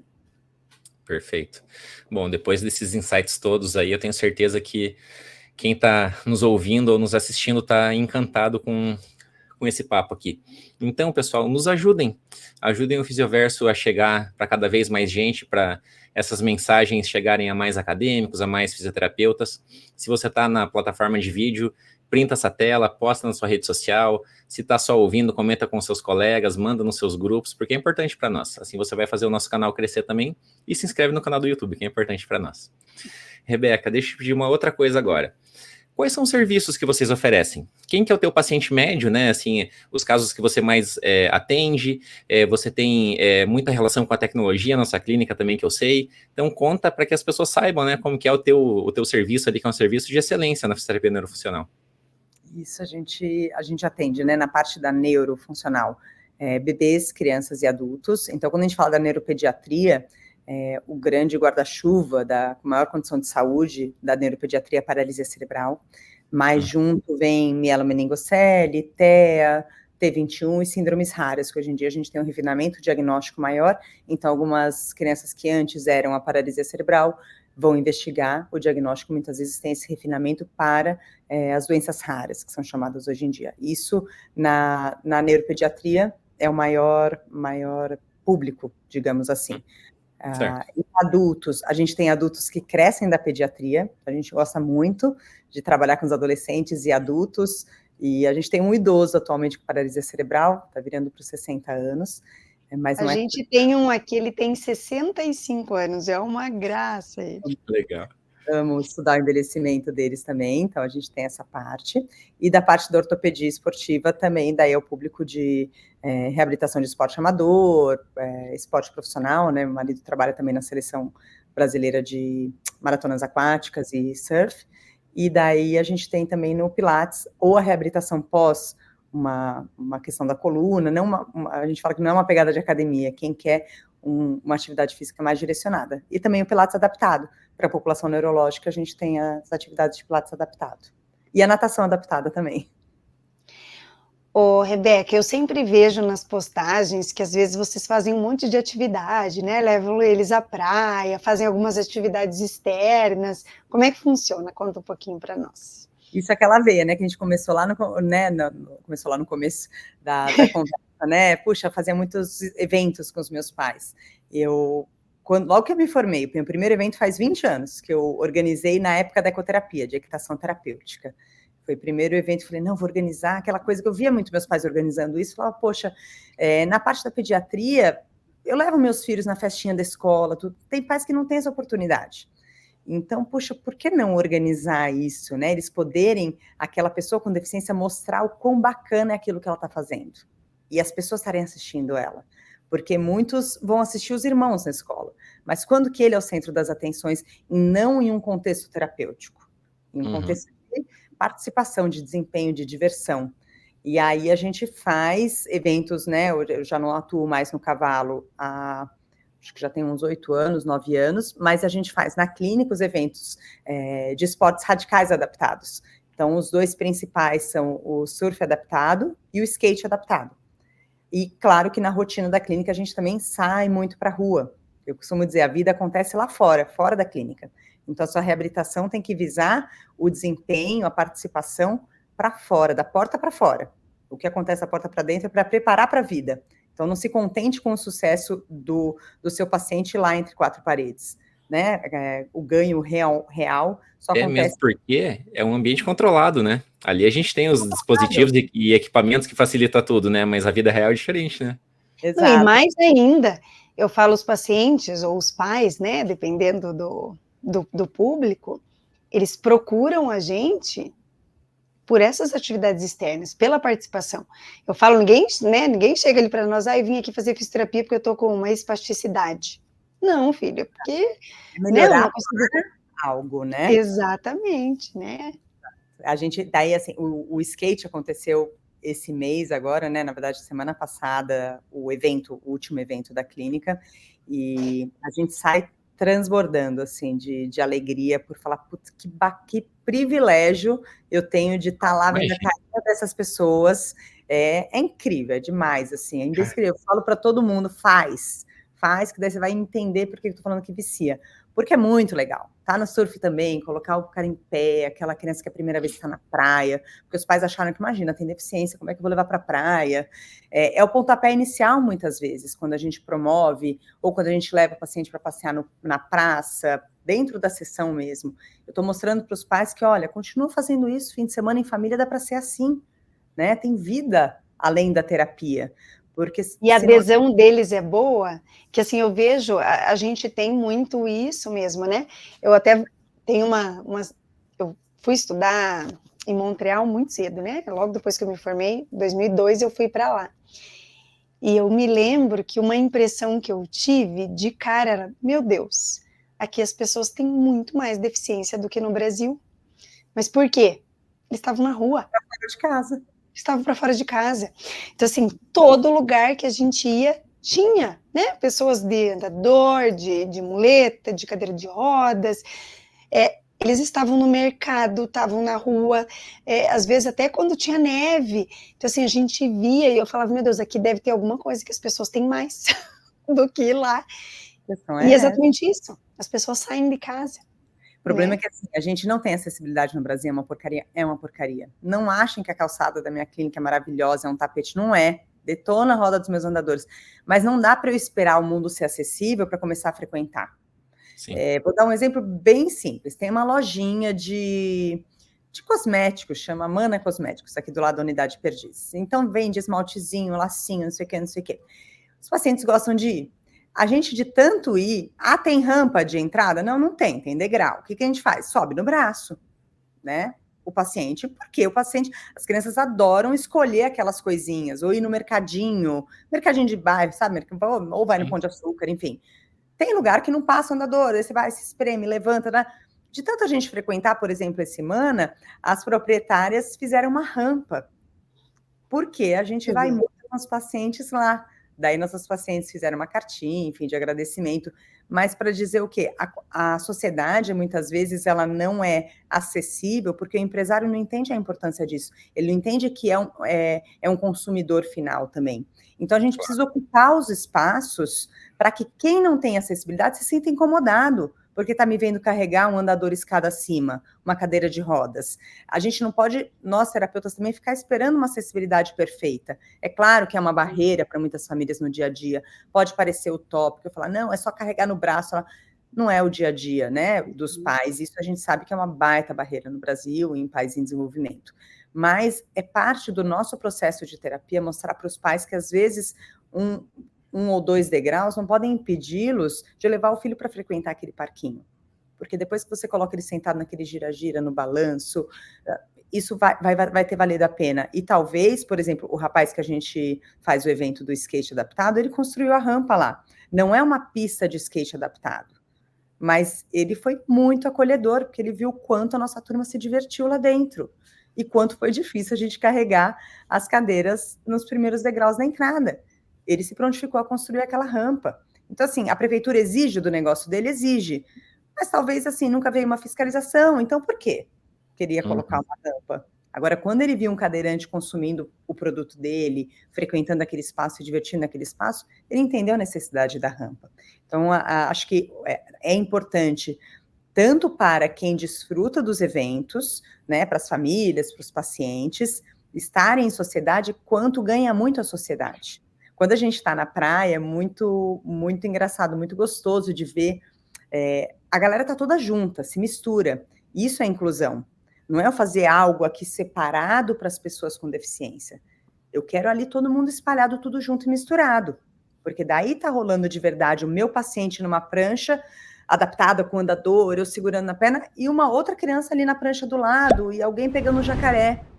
daí a vida, né, tá diversa. E a diversidade é linda, aí que é a beleza da vida. Então, quando a gente vai, a gente ouve muito de pessoas ao redor.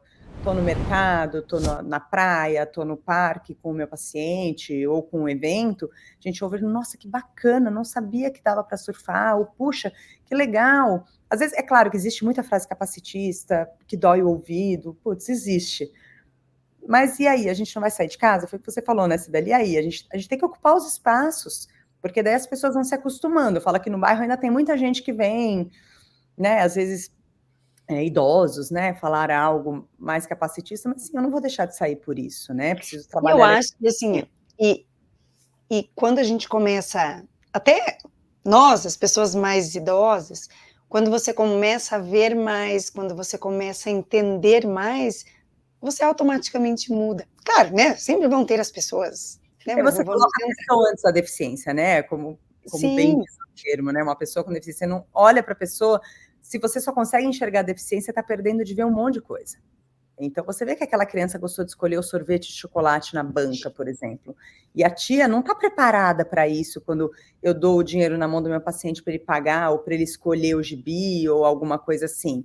Mas de tanto ela ver a gente lá, ela já começa a entender um pouquinho esse jogo.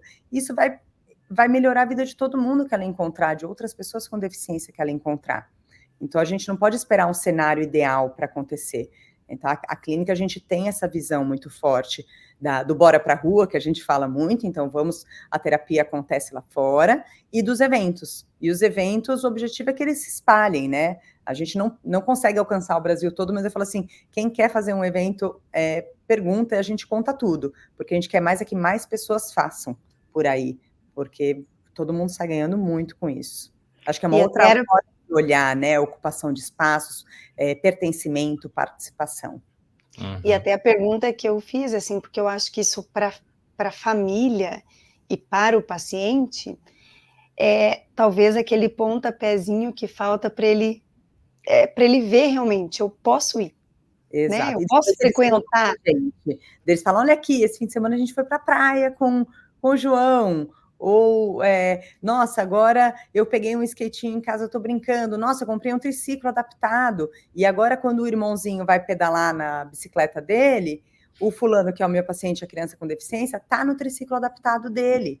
Então, assim, é um momento da família, e daí ainda, quando você coloca brincadeira e coloca atividade física junto, aí fica melhor ainda. Mas é a gente dar o gostinho, sabe? A faísquinha inicial de mostrar para os pais, falar, olha, dá. Parece difícil, às vezes vai ser difícil no começo, uma situação ou outra. Aí que é nosso compromisso da terapia, também mostrar, né? Introduzir essa atividade, mas vai valer a pena. Então, o parque não dá para esperar aquele mega balanço adaptado para cadeira de rodas, aquele parquinho, aquelas coisas que... Eu viajo muito para fora, assim, para ver, enfim, vou em congresso, conhecer clínicas, ver equipamento, que você falou de tecnologia, né? Mas eu falo, a mão do brasileiro não vejo igual. Acho que a fisioterapia do Brasil está num nível muito, muito bom. Muito. Claro, a gente tem um déficit, né, de equipamento, principalmente, então eu vou olhar um centro dos Estados Unidos maravilhoso, do Canadá, tem muito equipamento. Mas eu acho que o brasileiro, muitas vezes, a gente tem que compensar essa outra parte, com a mão, com a lida com as pessoas. Então, a gente é muito bom de mão, né? Não vou generalizar, tem profissionais bons e ruins, mas a gente é muito bom, porque a gente não conta também com um mega equipamento super robótico e tal. Se tiver, melhor ainda, não estou sendo hipócrita, eu gasto uma grana por equipamento na minha clínica, né? Então, seria hipocrisia. Mas acho que a tecnologia, ela facilita. Mas ela não pode ser, só vou fazer se tenho ela. Não, e não faz sozinho, exatamente. Você saber ser um bom fisioterapeuta na rua, na chuva, na fazenda e na casinha de sapê. E saber também que se eu pegar uma Ferrari, eu e o Lewis Hamilton, o carro pode ser maravilhoso. Eu não vou dirigir tão bem quanto o Hamilton. Por quê? Porque ele tem a técnica, porque ele tem o treinamento. Então, você pode ter a melhor esteira neurofuncional que custa 40, 50 mil na sua clínica. Você tem o piloto dessa esteira, você tem um raciocínio, você sabe por que você está colocando o cara em cima da esteira, o que você vai fazer com ele, com isso, né? Que atividade você vai fazer nesse treino de marcha? Então, é saber pilotar os equipamentos. Exato. Não só sair, porque existe quase uma compulsão, né? A gente está numa década da fisioterapia meio esquisita de rótulos, né? Tudo tem nome e sobrenome, você não pode ser só fisioterapeuta. Então, era bobatiano, como teve RPGista, né? Imagina, a gente pegou Nossa, demais. E daí, assim, a gente tem que, né? Você não pode ser só fisioterapeuta, poxa, só, né? Mas e aí, você tá fazendo o quê? Às vezes os pais... Que método, mas o que você faz, né? Era suíte, você tá fazendo, sabe? Eu entendo também a demanda dos profissionais buscarem algumas formações, porque é onde vai ter um reembolso maior, ou vai ter uma busca, né, um marketing maior. Eu acho importante a gente ampliar as formações, mas elas não podem te definir. Nenhuma delas vai definir essa área. Você não deixa de ser fisioterapeuta, no meu caso, neurofuncional. Então, tudo tem que vir para agregar. E aí eu vou ter filtro de lançar a mão naquele momento. E os equipamentos também. Então, a gente olha, às vezes, estruturas maravilhosas e alguém usando aquilo ali de uma forma subutilizada ou algo assim, puxa, será que gaste? Eu falo assim, tem que ser a cerejinha do bolo. Gasta muito com o seu cérebro, sabe? Saiba atender com a sua mão. Aí vem com a cerejinha, vem complementando a perfumaria que, poxa, faz uma baita diferença. Mas não dá para pôr o carro na frente do boi. Não dá para você se formar, equipar sua clínica e não se especializar e investimento não é só pagar curso, né? É pagar o seu tempo para sentar a bunda no computador e ler um artigo do começo ao fim. E eu acho que isso, né, Rebeca, é simples quando a gente olha prática baseada em evidência. Não existe hoje um recurso, pelo menos da neuro, não sei na horta, né, que um seja soberano ao outro, que fala, faça esse, que ele é muito melhor que os outros, e principalmente quando eu penso num contexto geral de pacientes, né, tem algumas coisas que para um certo, né, tipo de paciente vai funcionar melhor, mas a hora que a gente olha com esse olhar mesmo biopsicossocial, pega contexto, é o raciocínio clínico que faz toda a diferença. Né? Claro que é importante você ter conhecimento, né? A prática baseada em evidência também diz isso, né? A tua experiência conta, mas não infelizmente, né? Não tem esse milagrezinho, não existe, né? Não é aquele curso que você vai fazer que é isso que vai, daí não dá, daí fica estranho. Ele tem que agregar na cinesioterapia, né? Na boa e na velha cinesioterapia. Exatamente. Dá trabalho, né? Aquilo que a gente falou lá no comecinho, né? Assistir uma live, já tô bom nisso.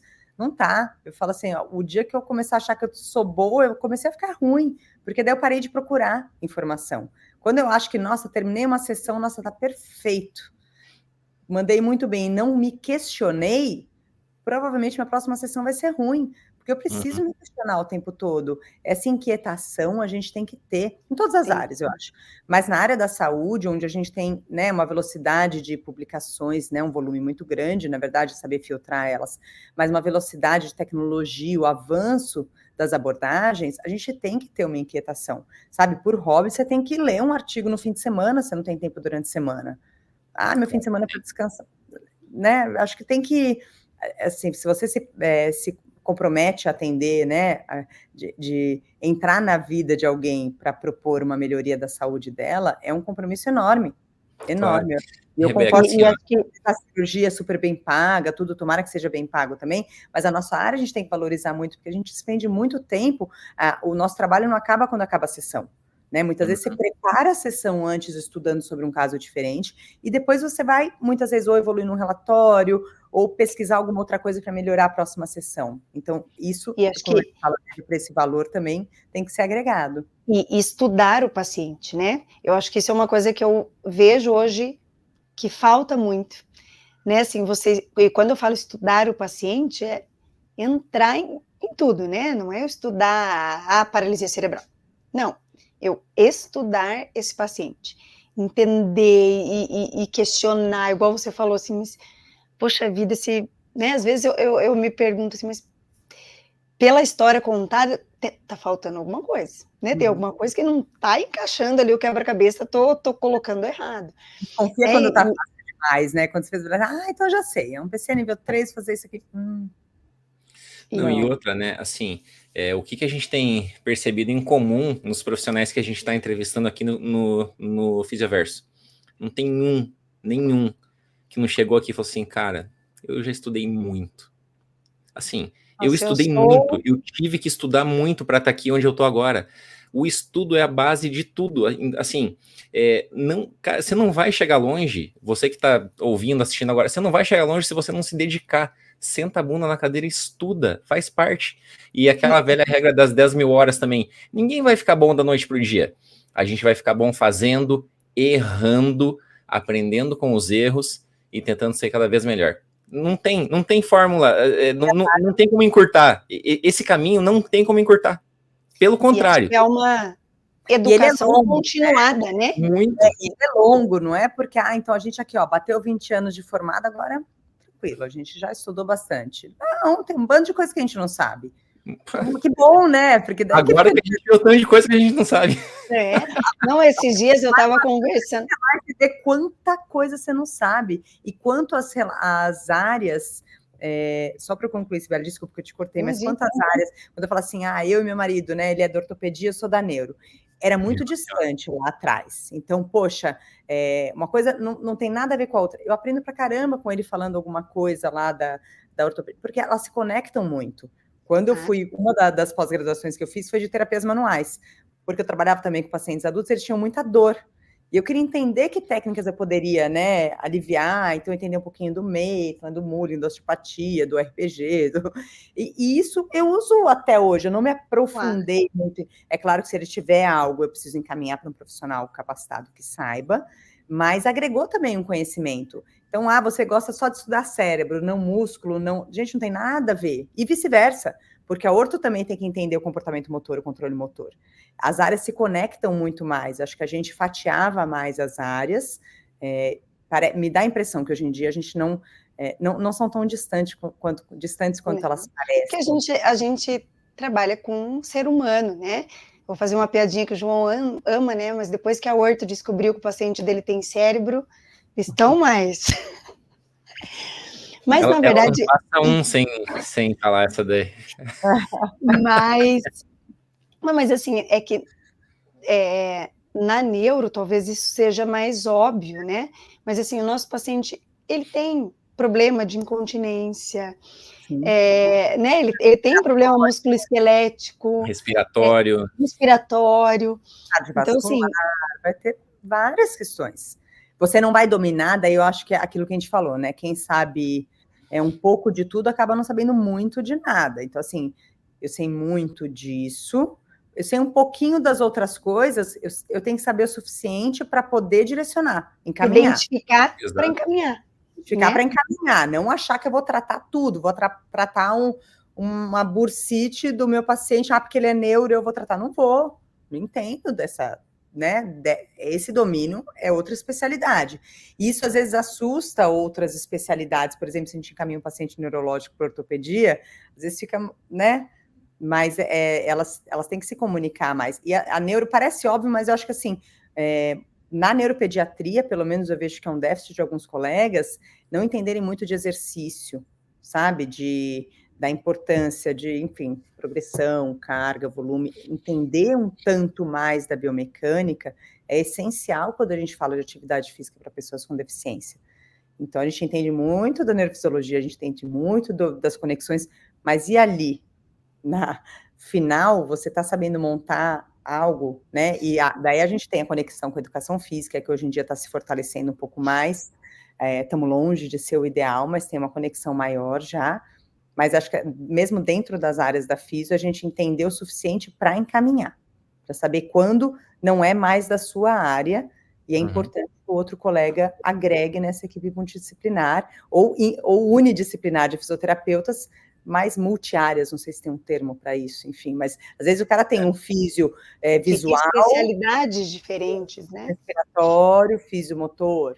Por exemplo, na pediatria, a gente tem alguns pacientes que têm essas sub-áreas, e é ótimo, porque eu não sei fazer uma fisiorrespiratória, eu nunca me interessei por essa área, eu sei a importância dela para o meu paciente desempenhar bem, falar bem, se movimentar bem, mas eu não sei trabalhar a fisiorrespiratória porque eu não me especializei nisso, né? Tem pessoas excelentes para isso, eu preciso encaminhar para essas pessoas. E não tem lição maior do que essa para um profissional de humildade, de reconhecer até onde ele pode ajudar.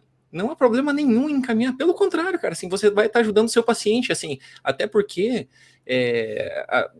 a ponta final da nossa profissão é o nosso paciente, é ele que a gente tem que ajudar. nós, com o nosso conhecimento naquele quadrado, né, do que a gente sabe, e tendo a humildade de reconhecer que, assim, olha, eu consigo te ajudar até aqui. A partir daqui, você procura o X, o Y, o Z, outro fisioterapeuta, outro profissional da saúde, não há problema nenhum com relação a isso. E eu vou mais além, né? Assim, isso está no nosso código de ética, né? Assim, a gente não pode,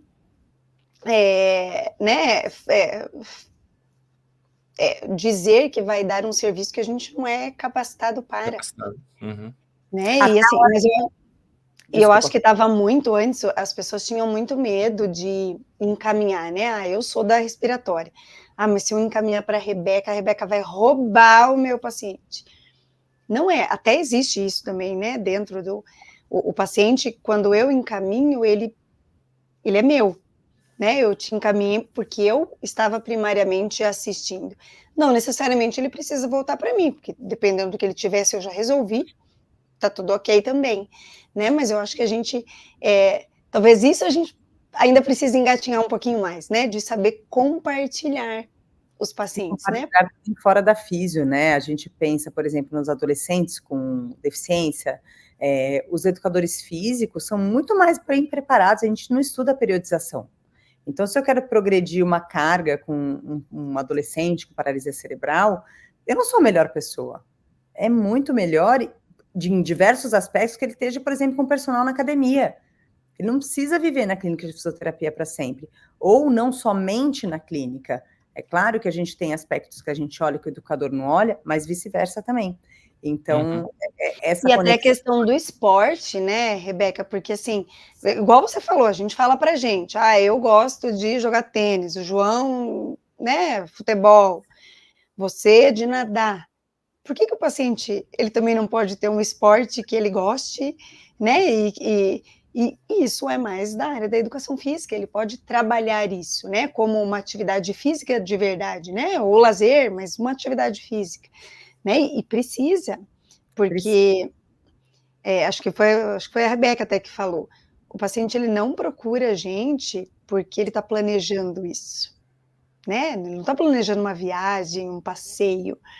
Então ele não pode ficar dependente só da fisioterapia para o resto da vida. A gente tem até que ter objetivos nesse sentido, né? Não é que a gente vai largar o paciente, né? Existe toda uma discussão, né, em relação à alta do paciente neurológico, mas a gente tem que ter esse objetivo e ele tem que ter muito mais coisas fora, atividades de lazer, participação social, trabalho, né, o que, dependendo ali da idade dele, escola, do que a fisioterapia. Ele não pode ter mais tempo na fisioterapia do que nessas outras atividades. A gente não faz isso na nossa vida. Exatamente. Eu acho que a gente não tem medo desse quase um desmame, né, da terapia. A gente vai deixando os pacientes terapeutizados, os pais terapeutizados, eles ficam dependentes da gente. Eu costumo dizer assim, uma frase que eu detesto ouvir, é que assim, nossa, fulano, que legal, ele consegue fazer isso aqui na clínica. Isso não é um elogio. Presta atenção na frase, assim, é péssimo, porque essa criança só consegue jogar bola aqui na clínica, eu tô falhando. Porque o objetivo funcional não é aprender a jogar bola na clínica, é jogar bola na escola, em casa, com os irmãos, com os primos. Então, assim, eu não consegui adaptar algo para que ele consiga transpor as paredes da clínica, ele consiga extrapolar esse aprendizado. A gente fala, né, é transferência de conhecimento. Se ele não tem isso, é porque ele não aprendeu. É sucesso na terapia, não é sucesso. Ele aprender a jogar bola, ele pode jogar bola da melhor forma dentro da minha clínica. Ele não transferir esse aprendizado para a vida real, né? De nada adiantou. Não adiantou. Então, daí isso a gente engloba equipamentos, por exemplo, às vezes a gente trabalha muito na base do equipamento, tal, tá, e daí você tirou ele da gaiola, você tirou ele do equipamento, como que ele tá para fora? Ele vai embora como? E o que ele faz depois que ele não tá na clínica? Ou você torna a família dependente, que aquela criança só fica em pé quando tá na clínica, só consegue um nível de participação, de escolha, de autonomia na brincadeira quando está num posicionamento do meu equipamento. Não, então eu tenho que adequar isso para fora também. Perfeito. Rebeca, você falou lá no início que você pretendia ter 4 filhos e teve 3. E que você planejou ter uma clínica e hoje você tem 3. Onde vai estar a Rebeca daqui a 10 ou 15 anos? Quais são os seus planos aí para você, para tua família, para o Espaço 7? Veio o quarto filho? É isso que ele quer perguntar. Não. Agora, eu vi que eu não ia parar de querer bebês e fazer pessoas. É um vício, né? Fabricar pessoas. Mas eu gosto muito do meu trabalho também. Eu entendi que para criar da forma que eu queria me dedicar com os meus filhos, o quarto filho já ia desequilibrar ali o ambiente e também a minha profissão. Eu falo que eu me orgulho de mostrar para os meus filhos, né? Às vezes eles falam, mãe, você tem que ir para o congresso, você tem que trabalhar. Eu falo, eu tenho, mas eu quero também, é uma escolha minha, eu gosto de estar lá. Amo vocês, mas também amo o meu trabalho. Eu sou mãe, sou fisioterapeuta e eu gosto dessas minhas duas áreas. Então, acho que hoje é um agito a minha vida, sem dúvida nenhuma, mas me vejo mais para frente. Assim, muita gente se surpreende, às vezes fala, nossa, mas você ainda atende? Eu falo, Deus o livre não atender, assim, eu quero continuar daqui 10, 15 anos, você me perguntou, eu continuar mais ou menos assim, já vendo meus filhos ali decolando para, né, meu mais velho vai fazer 14 anos, agora, minha pequena tem 6, e o do meio 11, então, assim, tem uma jornada ali desse maternar deles aqui debaixo da minha asa, ainda mais um tanto, quero curtir muito isso, quero vê-los decolar, e a estrutura da clínica, não pretendo, né, crescer mais unidades, mas sim manter essa consolidação, acho que tenho muito orgulho do que a gente tem hoje na estrutura da clínica, e gosto também muito do meu estilo de vida, assim, eu como fisioterapeuta, acho que quando eu vislumbrava lá atrás, quando eu falei, nossa, vou montar meu negócio, vou ser fisioterapeuta, era isso, né, eu poder fazer a gestão como eu queria fazer, isso me dá uma certa tranquilidade de pegar um horário ali e assistir a aula de natação de um filho, ou algo assim, essa flexibilidade, para mim, sempre foi muito atraente, mas eu sei que ela tem o seu preço, às vezes, em horários fora de um horário comercial, meus filhos sabem disso, mas também, e para mim é um esforço, assim, eu digo, de logística, mas é uma prioridade para mim continuar atendendo, porque eu acho que para eu falar algo para minha equipe, ou falar em um curso, em uma aula, eu preciso estar fazendo aquilo, praticando, né, o tal do skin in the game. Eu preciso, para mim isso é importante. E eu me divirto pra caramba atendendo, então continuo, quando aqueles primeiros passos do paciente, choro, faço, sabe assim, o dia que isso não me emocionar mais, é melhor eu me afastar, porque daí acho que eu já calejei demais, porque a gente tem que se envolver, né? Eu lembro que eu ouvia de uma professora falar, não, você não pode se envolver com o paciente, esse negócio de ficar indo em festinhas. Eu falei, gente, me envolvo toda. Me envolvo, mas gente, se não me envolver, nem me chama. Porque, poxa, tão legal, gente, é um privilégio o paciente chamar para a festa de aniversário dele, sabe, assim, para o casamento, poxa, eu acho tão bacana, não vejo isso como algo, poxa, você faz parte da rotina deles, né? Ele tá falando para você, poxa, que legal, você é importante para a gente. Então, eu acho um privilégio, assim, a gente conhece tantas pessoas, né, de novo, com o comecinho que a gente falou, ser fisioterapeuta, trabalhar com pessoas, eu acho que é isso, e se envolver com isso é muito importante também.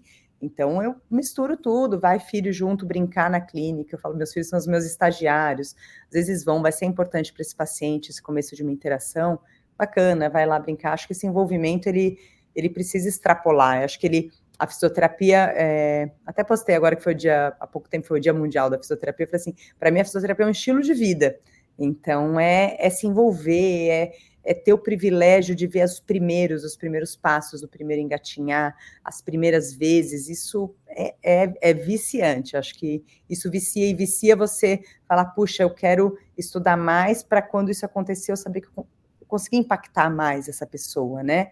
Acho que isso é o bichinho picar, né? Então, falando para pessoas de graduação ou algo assim, você tem que estar assim, não é mais ou menos, eu gosto de ser fisioterapeuta, não tem que gostar muito, porque, cara, é muito legal, dá para ser muito legal. Se não é para ser muito legal, não faz, né? Porque além da responsabilidade que a gente tem com os outros, você tem que estar se divertindo, para você ser bom em alguma coisa que você faça, qualquer área, você tem que gostar muito daquilo. Né? Você tem que se divertir. É claro, não vai ser o tempo todo, tem coisa que é chata de fazer, tem o burocrático. Mas essa é a vida, né? É a vida. Né? Mas, assim, a maior parte tem que ser, né? Porque é a jornada toda que conta. Eu vou me ver daqui 15 anos, ralei muito até lá, mas me diverti pra caramba no processo também. né? Acho que isso é importante. E um adendo de daqui 15 anos, que é uma coisa que eu ouvia lá atrás, que era assim, a fisioterapeuta mais velha só atende bebê. Na área da neuropediatria tinha essa frase, né? Por quê? Porque cansa pra caramba você se arrastar no chão, faz esse carinho. Eu tenho uns bracinhos fortes, não é da academia, não. Mas tem que ser também, porque a academia tem que preparar a gente, às vezes, para conseguir algo. Já tô indo, calma. O fisioterapeuta, para querer ter longevidade na profissão, também tem que se cuidar. Claro. Né? Isso é importante. É importante, porque assim, eu acabo um dia de atendimento cansada, mas não torrada. É claro, às vezes vou transferir um paciente, ele não ajuda tanto na perna quanto eu esperava, daí dá aquela fisgada na coluna, tal, venho pedir socorro pro marido.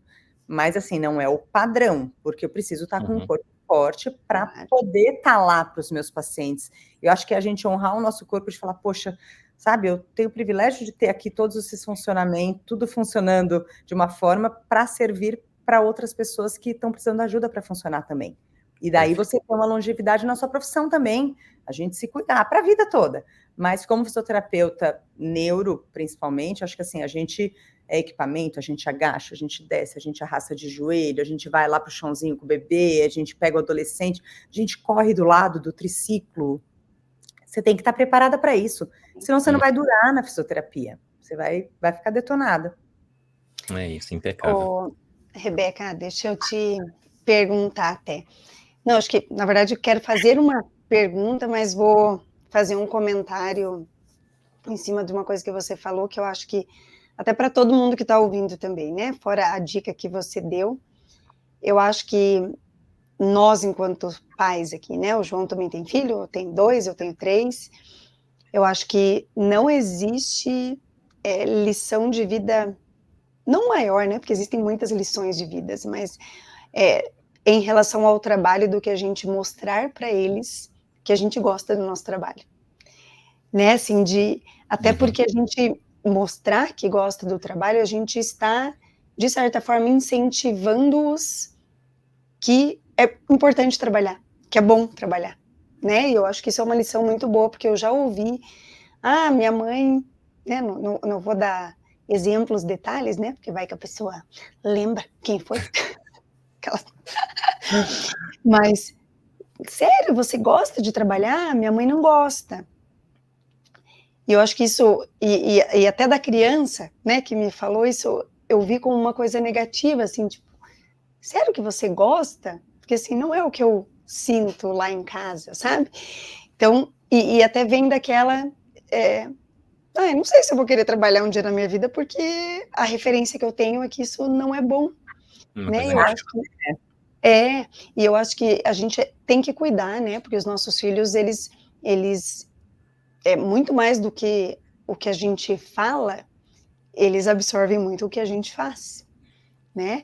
E o João presenciou isso, né? Esses tempos, o meu marido, nós também temos em comum, somos todos casados com fisioterapeutas, uma criatividade enorme. O meu marido falou para um colega de trabalho, nossa, como a Cibele gosta do trabalho, porque assim, às vezes ela sai de casa assim, meio cansada, meio mal-humorada e volta com um sorriso. Eu falei, que bom, né? Pior se eu não gostasse, né? Mas enfim. Rebeca, tem alguma coisa que você, assim, ainda queira muito fazer? Pode ser dentro ou fora da fisioterapia, né? Alguma coisa dentro dessa pergunta do João, né? A Rebeca daqui 10, 15 anos. Tem alguma coisa que você fale assim, não, isso ainda eu quero fazer na vida? Deixa eu pensar. Eu sou muito grata por tudo que eu faço, que eu fiz e que eu faço, né? Tudo que eu fiz que me trouxe até aqui para eu continuar fazendo.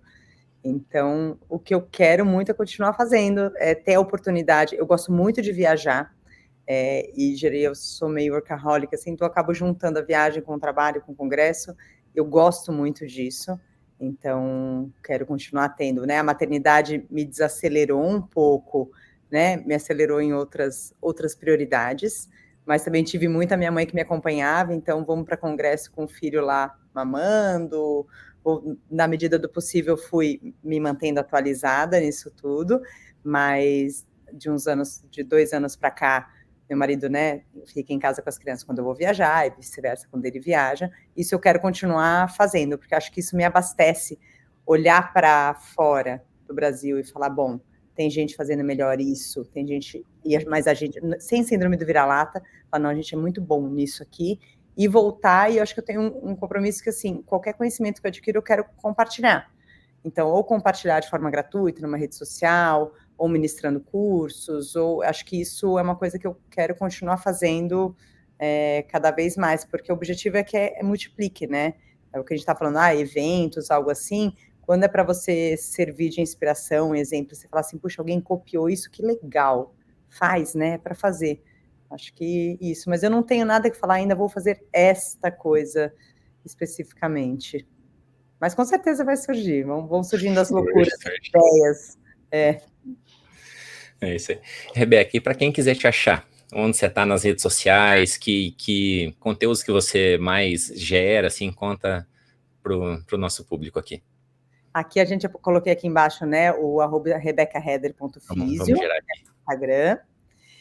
O Instagram da clínica é @espaço7, tudo junto, e o 7 é por extenso. Não contei isso no comecinho, mas o 7, na verdade, veio da ideia de ser um espaço, e as letras SETE são saúde, esportes e terapias especializadas. A gente não queria um nome instituto, porque no começo nem a gente sabia o que ia ser.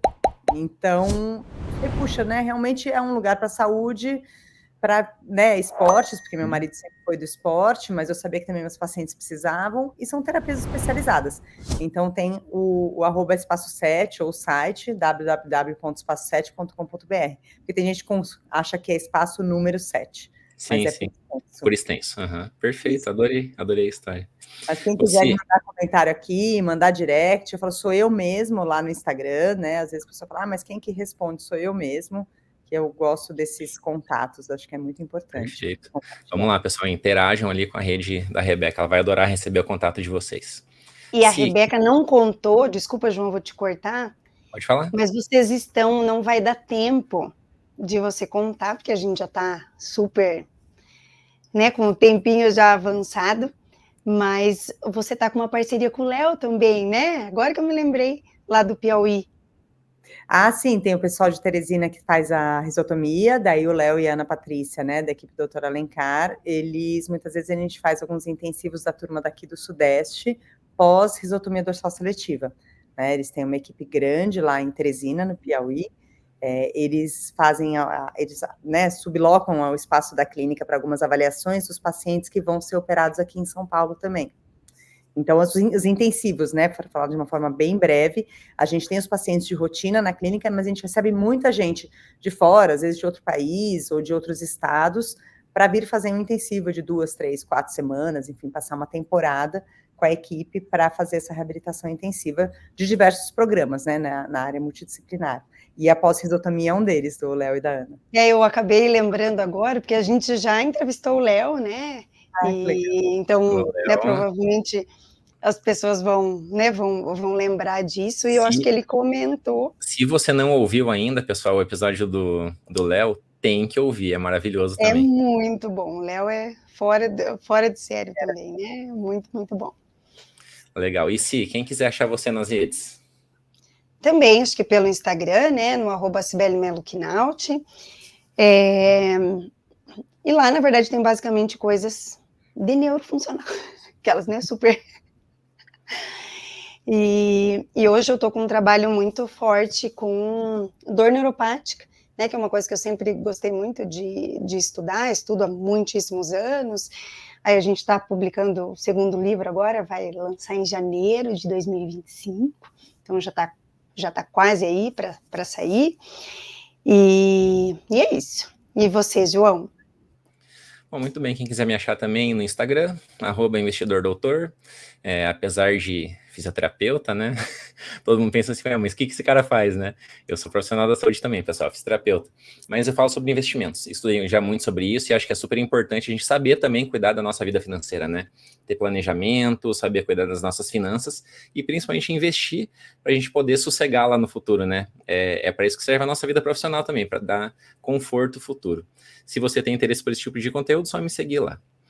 Rebeca, eu não tenho palavras para te agradecer, assim, que bate-papo gostoso, que assunto agradável que foi, eu tenho certeza que, assim, todo mundo que está ouvindo aqui ou está assistindo, tá falando assim, putz, mas já acabou, assim, tão rapidinho, passou esse tempo, e foi muito gostoso mesmo. Muito obrigado pela sua presença aqui no Fisioverso. Eu que fico feliz demais de compartilhar. Adoro, falo muito, tem que às vezes me cortar, porque acho que quando a gente ama alguma coisa que a gente faz, a gente acaba falando muito sobre isso. Então, não perco a oportunidade de aceitar convites. Quando a Cibele me escreveu, eu falei, com certeza, a gente arranja um horário e conversa sobre isso, porque tomara que quem está ouvindo, de alguma forma, conseguir ajudar, inspirar, direcionar, iluminar ali o caminho, já valeu essa conversa e adorei, me diverti demais conversando com vocês. Obrigada, João, e obrigada, Cibele. Rebeca, muitíssimo obrigada, fiquei muito feliz que você aceitou e tinha certeza que a gente ia cumprir a missão, né, João, de inspirar muitas pessoas, de trazer uma história super legal, e repito aqui, né, acho que o intuito maior do Fisioverso é justamente isso, a gente mostrar o quanto a fisioterapia é linda, o quanto a fisioterapia tem um multiverso de possibilidades, né? A gente já teve várias conversas aqui com várias pessoas, e cada uma traz coisas diferentes, coisas novas, coisas enriquecedoras, e eu acho que a gente é muito privilegiado da profissão que a gente escolheu, ou, né, se for estudante, da profissão que vocês estão escolhendo, né? Porque é uma profissão realmente com muitíssimas possibilidades, e eu acho que a Rebeca hoje conseguiu, mais uma vez, provar isso, né, como a nossa profissão, ela é uma profissão abençoada, né, eu acho que não tem outra palavra para a gente retratar tudo isso, e a conversa foi muito boa, que bom te encontrar de novo, né, acho que fazia muito tempo que a gente não se falava de verdade, acho que a última vez foi em Brasília. Foi lá em Brasília. Em 2022, acho, né? Ano passado teve Fortaleza, Cobrafim, 23. Ano que vem tem Cobrafim em São Paulo, novembro de 25. E aí estão todos convidados. Nós estaremos lá, né? Então, muitíssimo obrigada. Vamos para o nosso encerramento. Não esqueçam de se inscrever no nosso canal, como eu já pedi, e divulguem as nossas redes sociais também, pessoal. Vamos fazer nosso fechamento? Vamos. Então, vamos lá. 3, 2, 1. Um abraço, pessoal, e até o próximo episódio. Tchau, pessoal. Obrigada, viu? Tchau, tchau.